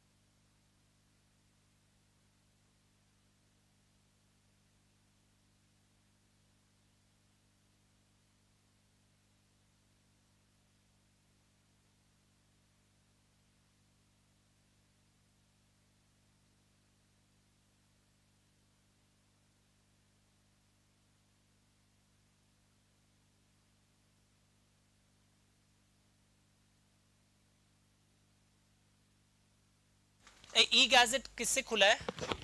जीओवी से खुला है ना। उस साइट को क्यों सिखा रहे? Very interesting. इंटरव्यू का क्वेश्चन, एक स्टूडेंट बेचारा रिजेक्ट हो गया था। कैलकाटा में एक बहुत फेमस सीएस फर्म है, नाम नहीं बताएंगे, बहुत उनका एग्जांपल है। पहले उन लोग क्वेश्चन में पता है क्या पूछे? सीएस का एक इंटरव्यू था, तो क्या हुआ फिर भी, हाँ पर सुन लो ना, क्वेश्चन सुन लो। अभी उसको इंडिया में अवार्ड मिला है बेस्ट कॉर्पोरेट गवर्नेंस रिपोर्टिंग के लिए। और वो स्टूडेंट, एक मेरी पुरानी स्टूडेंट थी, वो वहाँ पे काम कर रही, वो दिल्ली ऑफिस में कॉल की थी, 3 दिन आ गई। तो वहाँ पे क्या हुआ, इंटर सीएमए वाले में ही पूछते हैं, सपोज वहाँ लॉ में 94 आ गया, सीए इंटर में, सीएमए इंटर 96, और गया तुम इंटरव्यू में, very good, all India 23rd, why 94 in law, ऐसे पूछेगा पहले तो। I worked, I like the subject. Have you studied bare act? Have you studied from the bare act? Bear act का मतलब पता है तुम लोग को? Original law. ये देखिए, हाँ मेरे पास रहता है, घर पे भी पड़ा है, मैं आपको दिखा रहा हूँ, धुला है, ज़्यादा टच नहीं कर रहा हूँ। ये कंपनीज एक्ट विथ रूल्स का बेयर एक्ट है। किसी पापा अंकल सीए? एनीवन ऑफिस गया कभी? बेयर एक्ट ऑफ कोर्स उन लोगों को तो पता ही होगा, रहता है ना, वेरी गुड। तो तब तुमको अच्छे से पढ़ना चाहिए लॉ। तो ये बेयर एक्ट जो है ना, टैक्स एंड लॉ में कभी क्या होता है, हम लोग का जो बुक्स होता है ना मार्केट का, जो हम लोग कोचिंग से, हम लोग क्या है मार्केट टेक्स्ट बुक दे रहे हैं, हमारे में मिस्टेक हो सकता है, इसमें नहीं हो सकता है। तो कभी भी कंफ्यूज, डिक्शनरी वर्ड सुने ना स्कूल में, जैसे इंग्लिश में डिक्शनरी कब रेफर करते थे? अटक जाने से। कभी कोई तुमको क्लाइंट आए, नहीं भाई जी ऐसे ही वो होता है, आप लोग देखिए ठीक से, बोले 1 मिनट पियोन को बेल बजाओगे, वो बेयर एक्ट लेके आना ना 2025 का नया एडिशन। मैं हर साल खरीदता हूँ, बताओ क्यों? सर ऐसे भीड़ हो जाता है ना ऑफिस में, दिखने में अच्छा लगता है, नहीं क्योंकि जो नया कुछ होता है ना, विद डेट यहाँ लिखा रहता है नीचे। जैसे पेज मेरा एक एक नहीं पढ़ा हुआ है, मेरा छोटा बेटे का बोला, अब बुक खरीदते हो पढ़ते तो हो नहीं, बोले ऐसे नहीं रखा, इसको रेफरेंस के लिए रखा जाता है, कभी अटक जाते हैं कि लास्ट चेंज कब हुआ था देखने के लिए। बेयर एक्ट से पढ़ने से पहले तो आप विश्वास नहीं करोगे, यू विल बी एस्टोनिश्ड, पहले हम बुक से नहीं पढ़ाता था, आज से 20 साल आगे बस स्टूडेंट ये खरीद के लाता था। ये नोट्स वोट्स दिख रहा है आपको, ये कलर्ड बुक अभी हाथ में जस्ट आया है, ये कलर्ड बुक, ये नोट्स, ये सब है ना अभी के ज़माने का फड़का है लाइफ को ईजी करने के लिए। पहले स्टूडेंट इसी से पढ़ते थे, पूरा बेयर एक्ट एनालिसिस एरो करते थे, and they were very good. आप भी अच्छे हैं, आप मेहनत कर रहे हैं, इतने सारे बुक से पढ़ रहे हैं, तो what I am trying to say, bare act का मतलब समझ गया? ओरिजिनल एक्ट से पढ़ने से फायदा क्या होता है अपने ऑफिस में रखने से? कोई अगर आपको कंफ्यूज करेगा तो बोलेगा देख प्रोवाइडेड दैट, प्रोवाइडेड फर्दर, ये सब लिखा है, फिर नीचे डेट भी लिखा रहता है, देख लास्ट चेंज ऐसे हुआ था। ओके, क्वेश्चन क्या था सुनो, क्वेश्चन ये नहीं था जिसको रिजेक्ट किया था। How do you update yourself when there are changes in law, how do you update yourself? Question में पूछा इंटरव्यू में। अभी स्टूडेंट्स के इंटरव्यू को क्वेश्चन मेरे पास आ रहे हैं, क्या पूछ सकता है? ये पूछ लेता है कि लॉ में कोई चेंज आता है तो अपने आप को अपडेट कैसे करता है? बताओ आंसर। इंफॉर्मेशन रखना होगा साथ कैसे, साथ कहाँ ही। से मिलेगा? चेंजेस आएगा तो पता चलेगा, ये वेबसाइट में होगा अगर गवर्नमेंट कोई भी इम्प्लीमेंटेशन। सर जो न्यू बेयर एक्ट है उसको पढ़ के हमको इम्प्लीमेंट करना पड़ेगा। सपोज कोविड आया है, दुकान में निकल नहीं पा रहे हो बुक खरीदने के लिए, ऑनलाइन है नहीं तुम्हारे यहाँ, मतलब सर्विस नहीं है, बुक्स नहीं आ रहा है, तुम लोग तो फिर भी अच्छा आंसर दे रहा था, पॉलिश्ड आंसर। उन लोग क्या आंसर दिया? Sir nowadays everything is circulated in WhatsApp and Telegram channel and हाँ दिया है। और वो स्टूडेंट जो इंटरव्यू ले रही थी वो भी मेरी स्टूडेंट थी, वो 2006 बैच की थी, वो इंटरव्यू ले रही थी 2014 बैच की, और मेरे पास फिर खबर आया सर क्या बोलता है आपका बच्चा लोग आके, बोला हम थोड़ी सिखाएं। अच्छा ठीक है, अच्छा बता दिया क्वेश्चन, अब से हम बता देंगे क्लास में उन लोग को ऐसा क्वेश्चन पूछा जाता। आंसर क्या होगा पता है?